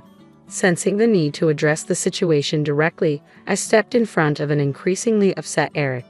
Kayla, I understand where you're coming from. Perhaps I've been too dismissive of our interactions. However, stealing and causing distress is an entirely different matter. Did you intend to upset me? Is that what you aimed for? Don't be ridiculous, she snapped back. Do you find joy in pushing someone to their limits with such twisted actions? Does it fill the void of your loneliness? I asked, trying to grasp the depth of her actions. Shut up. What do you know about me? She yelled, unwilling to confront the reality of what she had done. If you're feeling low, you should just tell us. We can't read minds. I attempted to calm her with reason. Don't mock me. Why would I confide in you, you useless daughter-in-law? She retorted angrily. Mom, Julie has a point, Eric chimed in, trying to mediate. As the tension escalated, the police, observing the situation deteriorate, intervened and suggested we relocate to the station. Are you actually going to arrest me? I can't believe this, she protested vehemently. However, due to multiple eyewitness reports of her unauthorized entry and the suspicion of theft connected to her possession of my belongings, the police decided to detain her. My mother-in-law was arrested on charges of unlawful entry and theft, continuing to assert her innocence. She demanded legal representation and refused the meals provided during her visit. Her father expressed disappointment and encouraged her to sincerely contemplate her actions. His stern reprimand prompted her to tearfully apologize, showing a rare moment of submission to his authority, the only one she seemed unwilling to defy. He cautioned her that without genuine introspection, she shouldn't expect a welcoming return home. Reluctantly, she appeared to acknowledge the gravity of her situation. Perhaps the loss of her husband had left my mother-in-law adrift, with her flashy attire and jewelry serving as armor against her insecurities. I pondered whether her desperate treatment of me and my sister-in-law was merely a facade to mask her vulnerabilities. Nonetheless, her unchecked desires and poor impulse control were distinct issues, and it was evident that her flawed judgments had led to this unfortunate situation. I was stunned by how quickly things had escalated, especially after discovering that my mother-in-law had been using the spare key to enter our home surreptitiously. The thought of someone intruding into our personal space uninvited was deeply unsettling. Thankfully, our vigilant neighbors across the street, particularly the wife who worked from home, noticed her suspicious behavior and reported it. I am immensely grateful for their brave intervention, which has since allowed us to live more peacefully and ensured our safety. We updated our home security by changing all the locks and stopped placing a spare key outside. Eric decided it was best to sever ties with his mother, insisting that she refrain from contacting us in the future. He even warned that legal measures would be taken if she attempted to reach out. After her release, she returned to her childhood home in the countryside and surprisingly adopted a simpler way of life, a stark contrast to her previously extravagant lifestyle. Under the watchful eye of her father, she began to contribute to household chores from dawn. I genuinely hope this change allows her to contemplate her past actions. In the meantime, my father moved in with us primarily to safeguard against any unexpected visits from my mother-in-law. His presence not only serves as a security measure but also brings comfort during this exciting time. As I am expecting our first child, the prospect of becoming grandparents has brought a new level of joy and support from Eric, enhancing the warmth and resolve in our household. While material things may offer momentary pleasure, it's truly the company of loved ones that enriches our lives. As we settle into our current living situation, surrounded by family, we are dedicated to maintaining the tranquility and joy in our daily lives, cherishing the serene and supportive environment we've cultivated. Hello, my name is Donna. I'm a 38-year-old woman who has recently freed myself from an oppressive marriage. Let me tell you, separating from my husband felt like stepping into a new realm of freedom. My ex-husband, Michael, and I initially met through a blind date set up by a mutual friend. From the start, I was captivated by his striking looks and magnetic charm. Michael seemed to possess all the qualities I desired in a partner. We shared numerous interests, and our conversations flowed effortlessly. For the first 7 months, we enjoyed casual dating, taking turns organizing fun and engaging activities. Once we officially became a couple, we continued our dynamic outings. And after a year, we moved in together. During that time, I learned about Michael's financial struggles. Despite my attempts to offer guidance to help him advance in his career, he rarely took my advice seriously. Still, he managed to earn enough to meet his needs, and I was willing to support both of us financially. 3 years into our relationship, we tied the knot, and a year later, we decided to buy a house. I secured the mortgage solely in my name due to my superior credit score, a choice I now regard as particularly fortunate. However, 4 years into our marriage, I began to notice a troubling shift in Michael's behavior. He grew increasingly demanding and stopped contributing to household chores, claiming he was too busy with work. Despite my understanding and efforts to manage everything on my own, the burden became overwhelming. When I confronted Michael about this, he would momentarily promise to change, but we quickly fell back into our old patterns.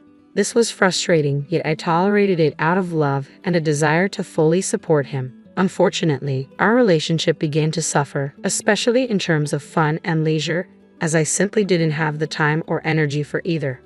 It was under these strange circumstances that I discovered Michael's infidelity. I stumbled upon the truth quite unexpectedly when he left his phone unlocked while he took a shower. I had no intention of snooping. I just wanted to charge his phone. But a notification caught my eye, a message from a woman named Isabella, asking Michael how long it would be until he left his pathetic wife to meet her at a nearby motel. The shock and heartbreak hit me like a tidal wave. I couldn't believe Michael was capable of such betrayal. Our marriage had seemed solid. He always greeted me warmly, and we rarely argued. The pain was overwhelming, a gut-wrenching mix of sorrow and nausea as my world crumbled. Yet, at that moment, I knew I had to confront this head-on. I left Michael's phone exactly as I found it, with the message still open, ensuring he would know I had seen it when he returned. When Michael emerged from the shower and saw his phone, the realization hit him. He tried to avoid the conversation, but I was determined to address it. "I know about the affair. We need to talk," I stated firmly. "I don't think we should," he replied, clearly flustered. "Who is she? I assume you saw enough to know her name. When did it start?" "A year ago. Can we not do this right now? Why did you start seeing her? Please, let's not do this." "Don't call me babe. Tell me." "I don't know. I guess I just missed the thrill of someone new, someone who's on the same wavelength as me." "So, I'm not on the same wavelength as you?" "Well, I wouldn't say that exactly. It's just that you've become a bit dull." "Excuse me. I mean, you never want to go out. You're always tired, and our social life, even our life in the bedroom, has faded. Do you realize I'm always tired because handle all the chores and work full-time, yet you've never once offered to help? That's just your role as my wife," he snapped. "I told you to stay at home, but you refuse. Still, that doesn't excuse you from contributing around the house." This confrontation marked a turning point for me, revealing just how differently we view marriage and our responsibilities. His words shattered the foundation of trust and mutual respect I thought we had built. "I'm the head of the house," he declared. "I can do whatever I want. If that means having an affair for some fun, then so be it." Michael's assertion cut through the air, showcasing his distorted view of freedom within our marriage. I had hoped for a conversation that might help us mend our relationship, but it was clear he had no intention of engaging. "I don't think anything will change. You're just too dull. I'm happy to stay married, but I'll continue seeing Isabella. I need some space from you," he declared, his tone devoid of any remorse. As he retreated to another room, the weight of his words pressed down on me. He was unapologetic and dismissive, reducing me to a mere role within our home. Michael, who had once seemed progressive, had succumbed to outdated gender roles. Influenced by podcasts that preached that women were too outspoken and needed to be kept in line, it was devastating to see him transform into someone who not only embraced these ideas but also refused to acknowledge the harm they inflicted. Moments later, I heard the front door close behind him. He had left to meet Isabella. Overwhelmed by a sense of abandonment and betrayal, I broke down, unable to bear the solitude or the storm of emotions swirling inside me. I called my best friend, Judy, and she answered immediately. Sensing the distress in my voice, she rushed over with comforting hugs and tubs of ice cream. Judy didn't press for details. Instead, she simply held me as I cried. When I finally calmed down enough, I opened up about the painful truth. "Michael is cheating on me, Judy. It's true." "Are you sure?" she asked, a frown of concern etching her face. "Absolutely. His phone was unlocked. and I saw a message from a woman asking when he was leaving his pathetic wife to meet her. What the hell? Did you confront him about it? Yes, but he barely wanted to talk, I replied, the weight of the situation crashing down around me. Judy stayed with me through the night, offering the silent, steadfast support I desperately needed to face the reality of my crumbling marriage. As we sat together, the enormity of my situation settled in, but even amidst the uncertainty, I knew I wasn't alone. I finally confronted him and uncovered the painful truth. He had been cheating on me for a year. He claimed I had become too boring, always too tired, and never up for anything fun. Despite managing nearly everything at home, he dismissed my efforts, insisting that it was simply my role as his wife. Well then, I remarked to Judy, still reeling from the shock, his role as a husband should have been more honorable. But here he is, cheating on his wife. Judy shook her head in disbelief. That's just a pathetic excuse. Did he even apologize? Not for a moment, I replied. He just blamed me and chose to spend the night with her. Honestly, Judy, if I had to face him now, I don't know what I'd do. So, what are you thinking about doing next? She asked. I'm not sure. Michael said he doesn't mind staying married, but I can't continue like this. Why don't you stay with me until you figure things out? I'll help you through everything, Judy offered. That would be amazing. Thank you so much, Judy. I really appreciate your support. We spent the rest of the evening trying to unwind by watching our favorite movies. It was a much-needed distraction, but the reality of my situation lingered in the back of my mind. The next morning, Judy helped me pack a few things to take to her place. Once I settled in at her home, my curiosity got the better of me, and I decided to look up Isabella. I still had access to Michael's social media on my phone, a privilege I had never abused before because I had trusted him completely. To my dismay, I discovered that he had muted notifications for messages from Isabella, which explained why the affair had remained hidden for so long. It turned out that Isabella was a coworker of his, someone who reported directly to him. She was 38 years younger than me and 11 years younger than Michael. The realization alone was enough to turn my stomach. This discovery only solidified my decision to move forward with my life. I knew I had to divorce Michael. I couldn't bear the betrayal, nor could I live with someone who viewed me as merely an obligation. With Judy's unwavering support, I began taking steps to reclaim my life and dignity. Before filing for divorce, I needed to sort a few things out. Judy and I spent time strategizing not only the logistics of the separation but also how to ensure that Michael wouldn't get off too lightly for his betrayal. My first step was to safeguard my finances by transferring all the money I had contributed to our joint account into my personal account, one to which Michael had no access. In the days that followed, as I set the wheels in motion to file for divorce, I heard nothing from Michael. I was stunned to realize he hadn't even bothered to check in on me. His indifference underscored how little he valued our relationship. When I eventually returned home to collect more of my belongings, I found Michael lounging on the couch. His predictable yet irritating reaction greeted me. "Where have you been? Why haven't you told me where you were?" he demanded, his voice laced with a feigned concern that failed to mask his true detachment. "Why do I need to explain myself to you? You hadn't called once. Don't pretend to care now," I retorted, my patience wearing thin. "I'm sorry, but finding out about your infidelity because you think I'm too boring doesn't exactly inspire politeness," I added sarcastically. Michael seemed taken aback but quickly shifted the conversation to finances. "I noticed you withdrew a large sum from our joint account," he said, attempting to sound casual but clearly concerned. "Yes, I took back my money. Why should I let you squander what I've worked hard to earn?" Challenged him. "What do you think you're doing? You need to put that money back," he demanded, his tone shifting to a threatening edge. "Or what, Michael? You'll kick me out? Move in with Isabella and have your sister move in here." I couldn't help but laugh at the absurdity. "Put the money back in 3 hours or I'll make sure everything changes by tomorrow," he threatened. I responded with silence, walking past him to our room. I quickly packed the rest of my clothes and essentials, leaving Michael to stew in his frustration. Once back at Judy's place, I recounted the entire encounter. Furious on my behalf, Judy insisted we consult a lawyer immediately. Fortunately, she knew someone who could help. We met with her lawyer friend, who began by asking about the house. I explained that both the mortgage and the title were solely in my name, a result of my well-paying job in a specialized field. This detail was crucial. It meant I had significant leverage in the upcoming legal proceedings. With Judy's support and the lawyer's guidance, I felt better equipped to face the challenges ahead.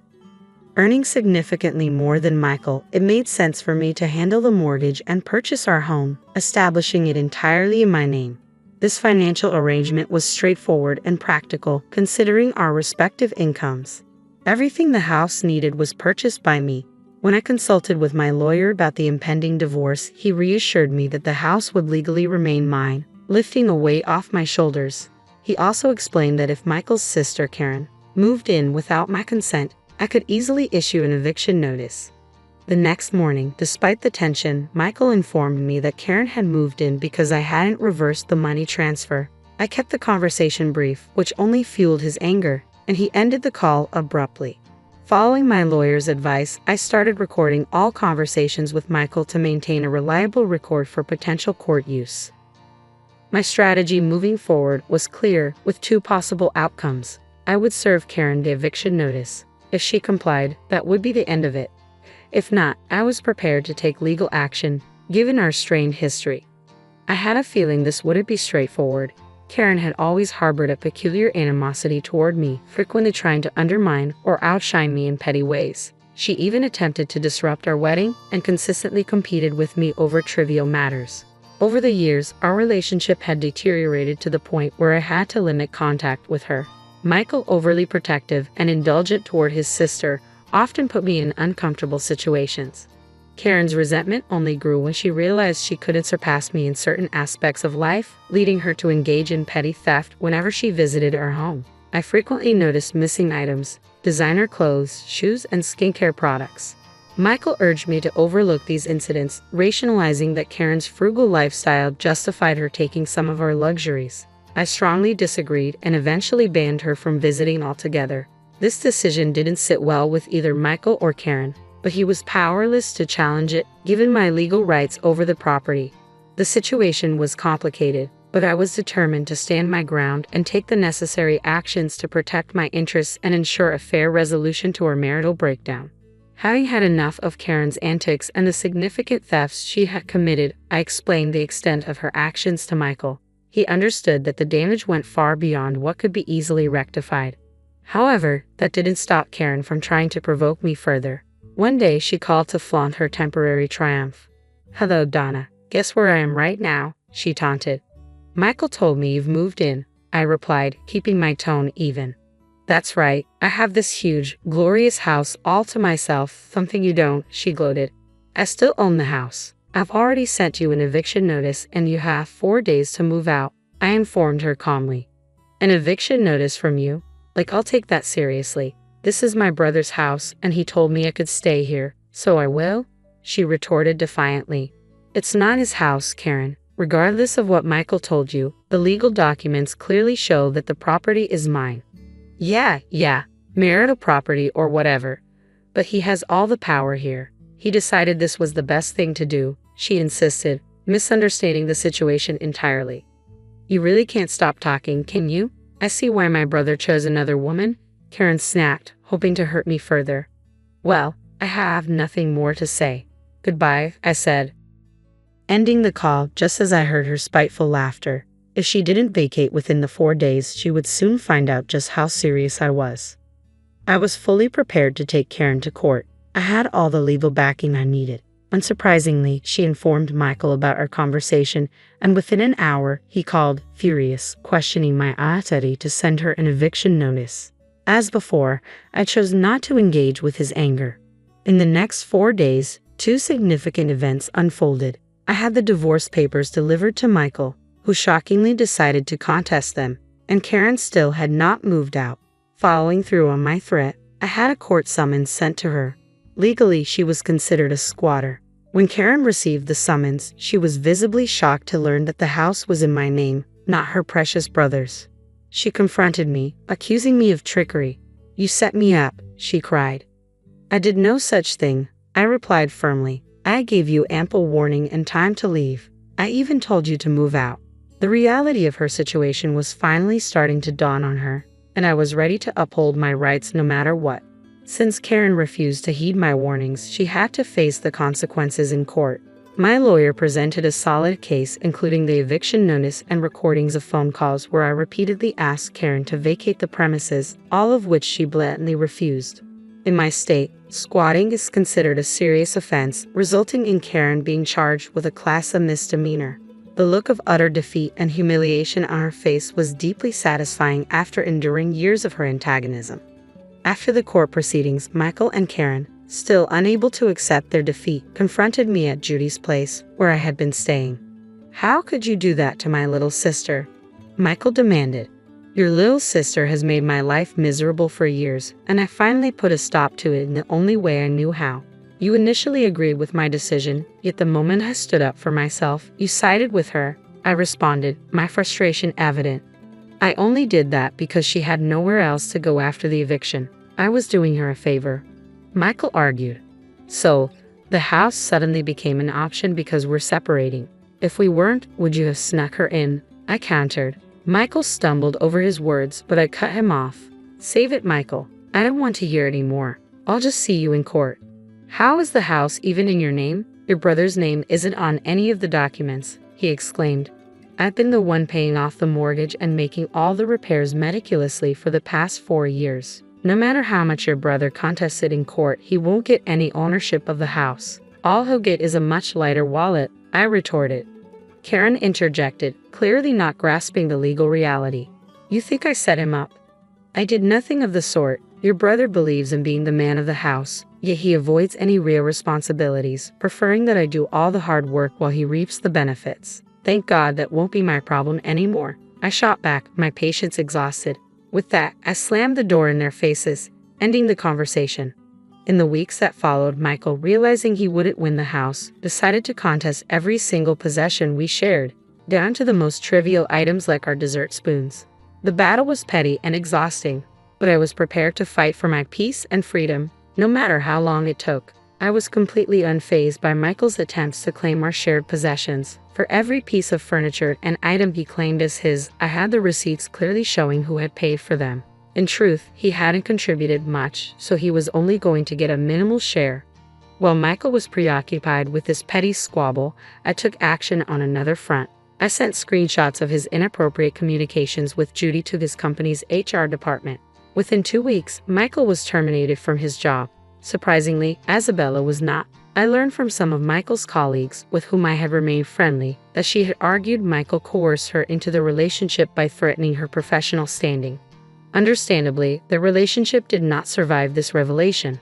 It took some time, but eventually the divorce was finalized, and I was officially free to celebrate my newfound independence and the successful resolution of a complex situation. Judy and I enjoyed a long celebration. It felt like a double victory. The last update I received on Michael and Karen was less than glamorous. They ended up living together in a modest apartment, both struggling to find jobs. Their parents were supporting them with a modest allowance, but they were far from pleased with their children's actions. My former in-laws even reached out to apologize for their behavior, a gesture that helped bring closure to the entire ordeal. Now free, I looked forward to what life had to offer next. This entire experience reinforced a valuable lesson: never forget my worth. It also showed me that I could handle myself in tough situations. I was a force to be reckoned with. Here's to moving forward, stronger and wiser. Cheers. As I glanced around the nearly empty room, I asked, "Are you ready to leave yet?" A sigh escaped my companion. "Just waiting for the movers," they replied, a tinge of relief in their voice. "Honestly, I won't miss seeing you around. And the way you changed the locks, as if I'd try to break in, that was a bit much." Had always been curious about why such extreme precautions were necessary, but now it seemed almost irrelevant.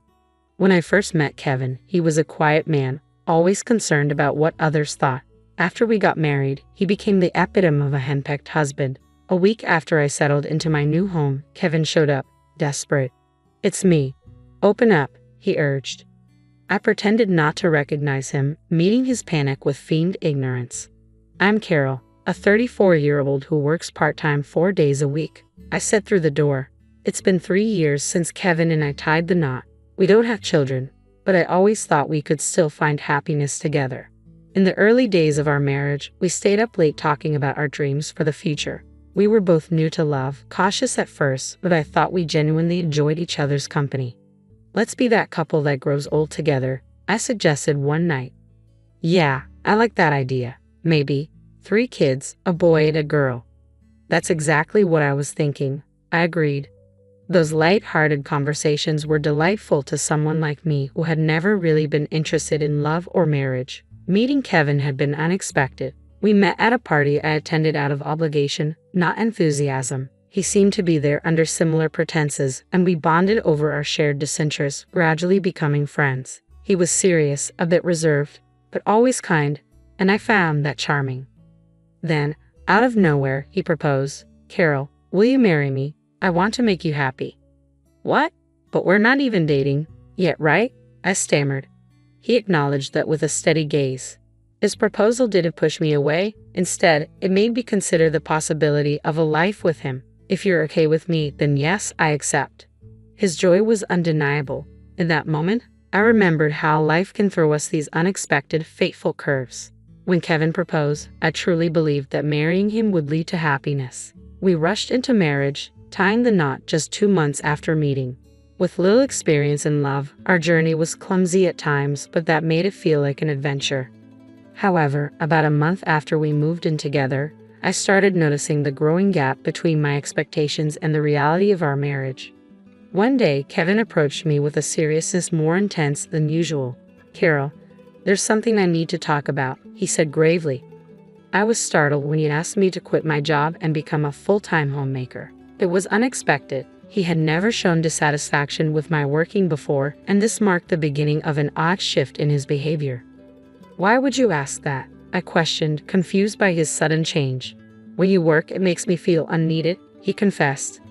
"Did someone put that idea in your head?" I asked, trying to understand his insecurity.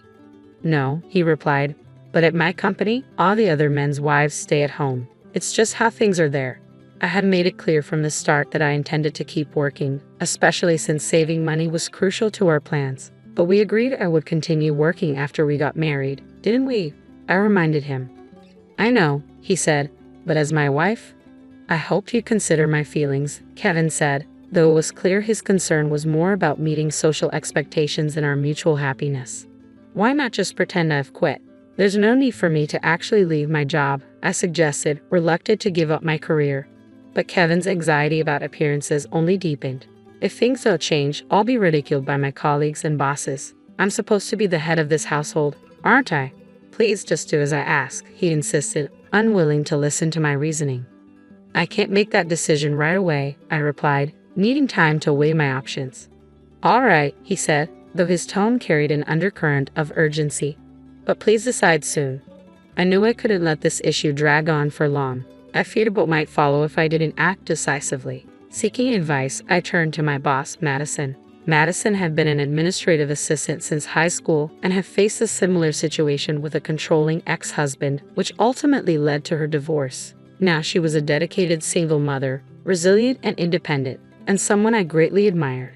"That must have been tough," I said, voicing my thoughts as I reflected on her strength. Divorce had crossed my mind too, but I wasn't ready to take that step.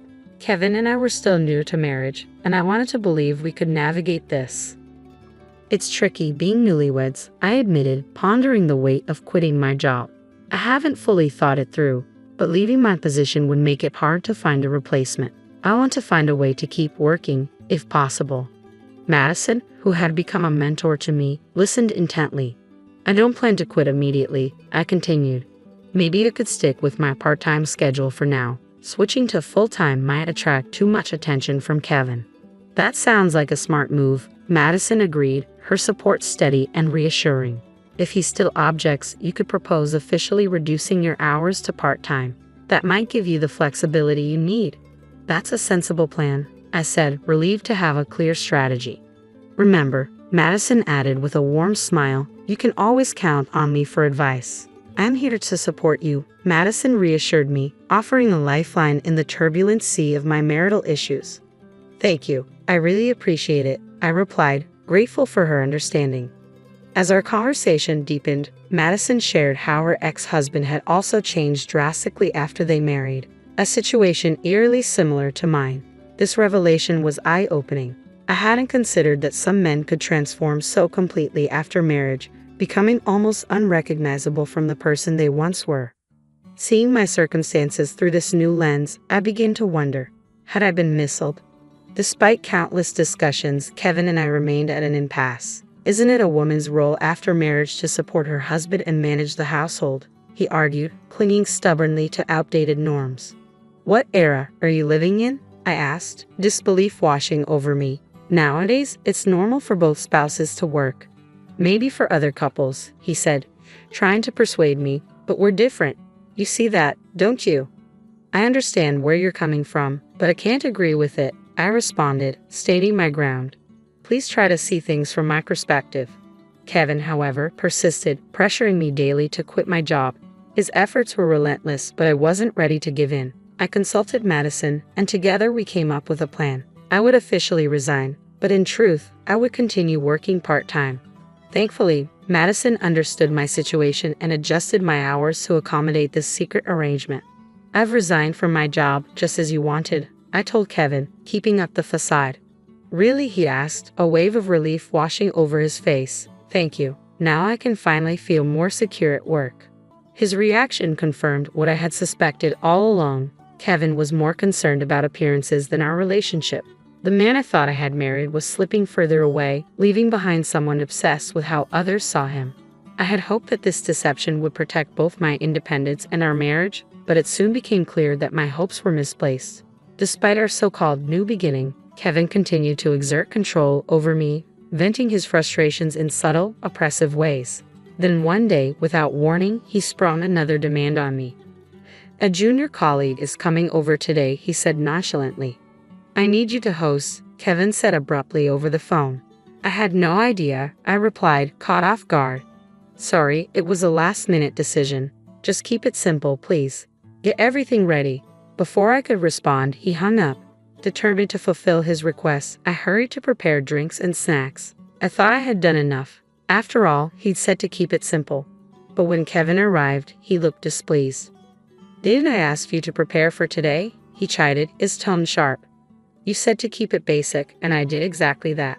What's the issue? I asked, genuinely confused by his reaction. This reflects poorly on me, he muttered, ignoring my question. I need you to fulfill your role as a wife properly. What exactly does that mean? I asked, frustration creeping into my voice. I did my best. Is there something wrong with what I prepared? No, not really, he admitted, though his expression was unreadable, a stark contrast to the kind man I had once known. From that day on, Kevin began inviting guests over almost every weekend, reveling in the social gatherings while expecting me to manage everything behind the scenes. It felt like he was trying to impress his colleagues, using me to bolster his image as a capable husband. This is getting excessive, Kevin, I ventured cautiously one evening. No, it's fine. Everyone enjoys it, and you should support my decisions. It's your duty as my wife, he insisted, brushing off my concerns. Maintaining this lifestyle was draining and expensive. How exactly am I supposed to manage all this? I asked, trying to stay calm. Stop complaining, he snapped dismissively. Any question I raised was met with the same cold response, as if my concerns were mere nagging. Every morning, I woke early to prepare breakfast, pack Kevin's lunch, and make sure his soup was pressed and ready. When I worked part-time from 9 a.m. to 2 p.m., there was barely any time to catch my breath. Despite everything, my job became a small refuge, one of the few places where I felt like myself. Carol, you seem really tired lately. Are you okay? My coworker Deborah asked one day, noticing the exhaustion I couldn't hide. Yeah, a bit, honestly, I admitted with a weary smile. If you need anything, I'm here for you, she said gently. Thank you, Deborah. You've been such a reliable support. Unlike Kevin, Deborah saw the toll it was taking on me. She also knew about my secret part-time job and kept it hidden from Kevin, offering me the quiet understanding I desperately needed.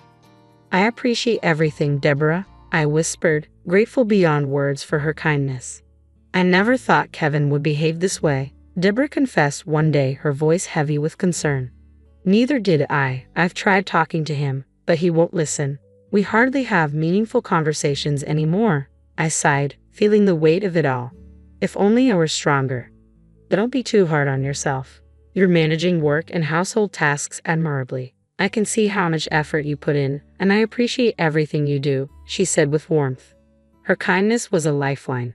Living with Deborah's support had been a blessing, a stark contrast to the tension I felt at home. However, Kevin grew uncomfortable with how close Deborah and I had become.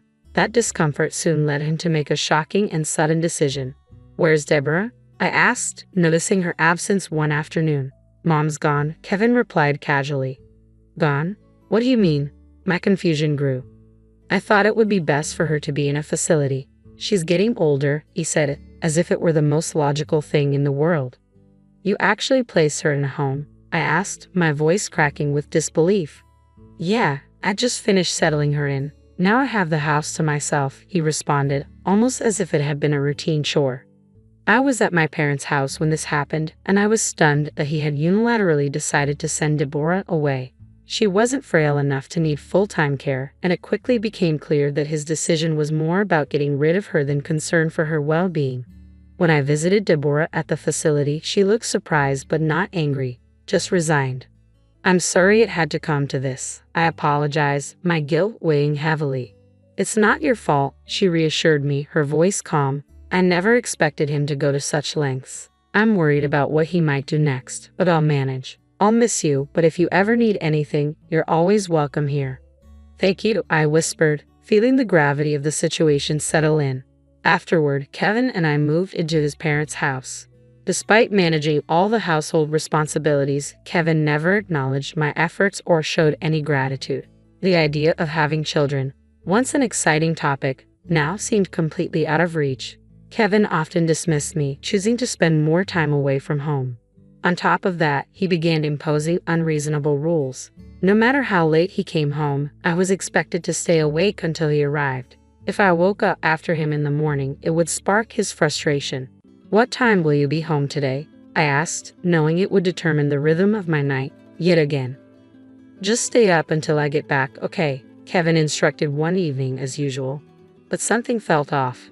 When he returned home, I took his suit to hang it up and noticed a strange, sweet scent lingering in the fabric, a perfume I didn't recognize. I didn't wear perfume. The fragrance clung to him unmistakably, a silent confession of his infidelity. Every time he came home late, I caught faint traces of that same perfume. Then, one night, Kevin did something out of character. He suggested I go to bed before him. My suspicions deepened. Quietly, I stayed awake, sneaking into the living room where I overheard a conversation that confirmed everything. "Oh, she's clueless. When are you going to leave her?" a woman's voice asked. "I'll kick her out soon enough," Kevin replied nonchalantly, his voice clear. Their words cut through the silence, revealing that their affair had been going on for some time.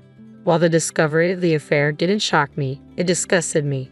Kevin, still technically my husband, had become someone I no longer recognized. Despite my fleeting hopes that things might turn around, his treatment of me remained cold and unchanging. We were approaching our 3-year anniversary, and instead of things improving, Kevin dropped another bombshell. "I have a business trip the day after tomorrow. I need you to get everything ready," he announced abruptly. "That's very short notice," I replied, feeling my suspicion rise again. His trips had become a recurring excuse, and I couldn't shake the feeling that this was just another cover for spending time with his mistress. I remembered the warning from a colleague's wife at a company gathering. "Be cautious if he suddenly mentions a business trip. Our company doesn't even have those." Her words echoed in my mind, solidifying my doubts. I had already confirmed my suspicions earlier when I stumbled upon a chat on Kevin's phone. He'd taken paid leave, disguising this business trip as something legitimate. That was the moment I knew it was over. Armed with undeniable proof of his affair, I prepared to confront him with divorce papers the moment he returned. However, Kevin beat me to it. As soon as he got home, he looked at me coldly and said, "Are you ready to leave? The movers will be here soon." "What? Why are you saying this all of a sudden?" I asked, stunned by his blunt directive. "I need you to be gone before I get back," he demanded, his voice void of emotion. And just like that, the final chapter of our marriage had begun to close, but this time, I was ready to write my own ending. "What?" I exclaimed, incredulous. "You can't just spring this on me and expect me to leave immediately." "Then I'll wait a bit, but you need to start preparing to leave. he replied dismissively. Goodbye. I never imagined my once timid and overly concerned husband could transform into such a domineering partner. This was the final straw. The future I had envisioned with him felt like a distant memory, overshadowed by the reality of living with a man I could no longer trust. What came next? I wondered aloud. This could get interesting. Have the movers arrived yet?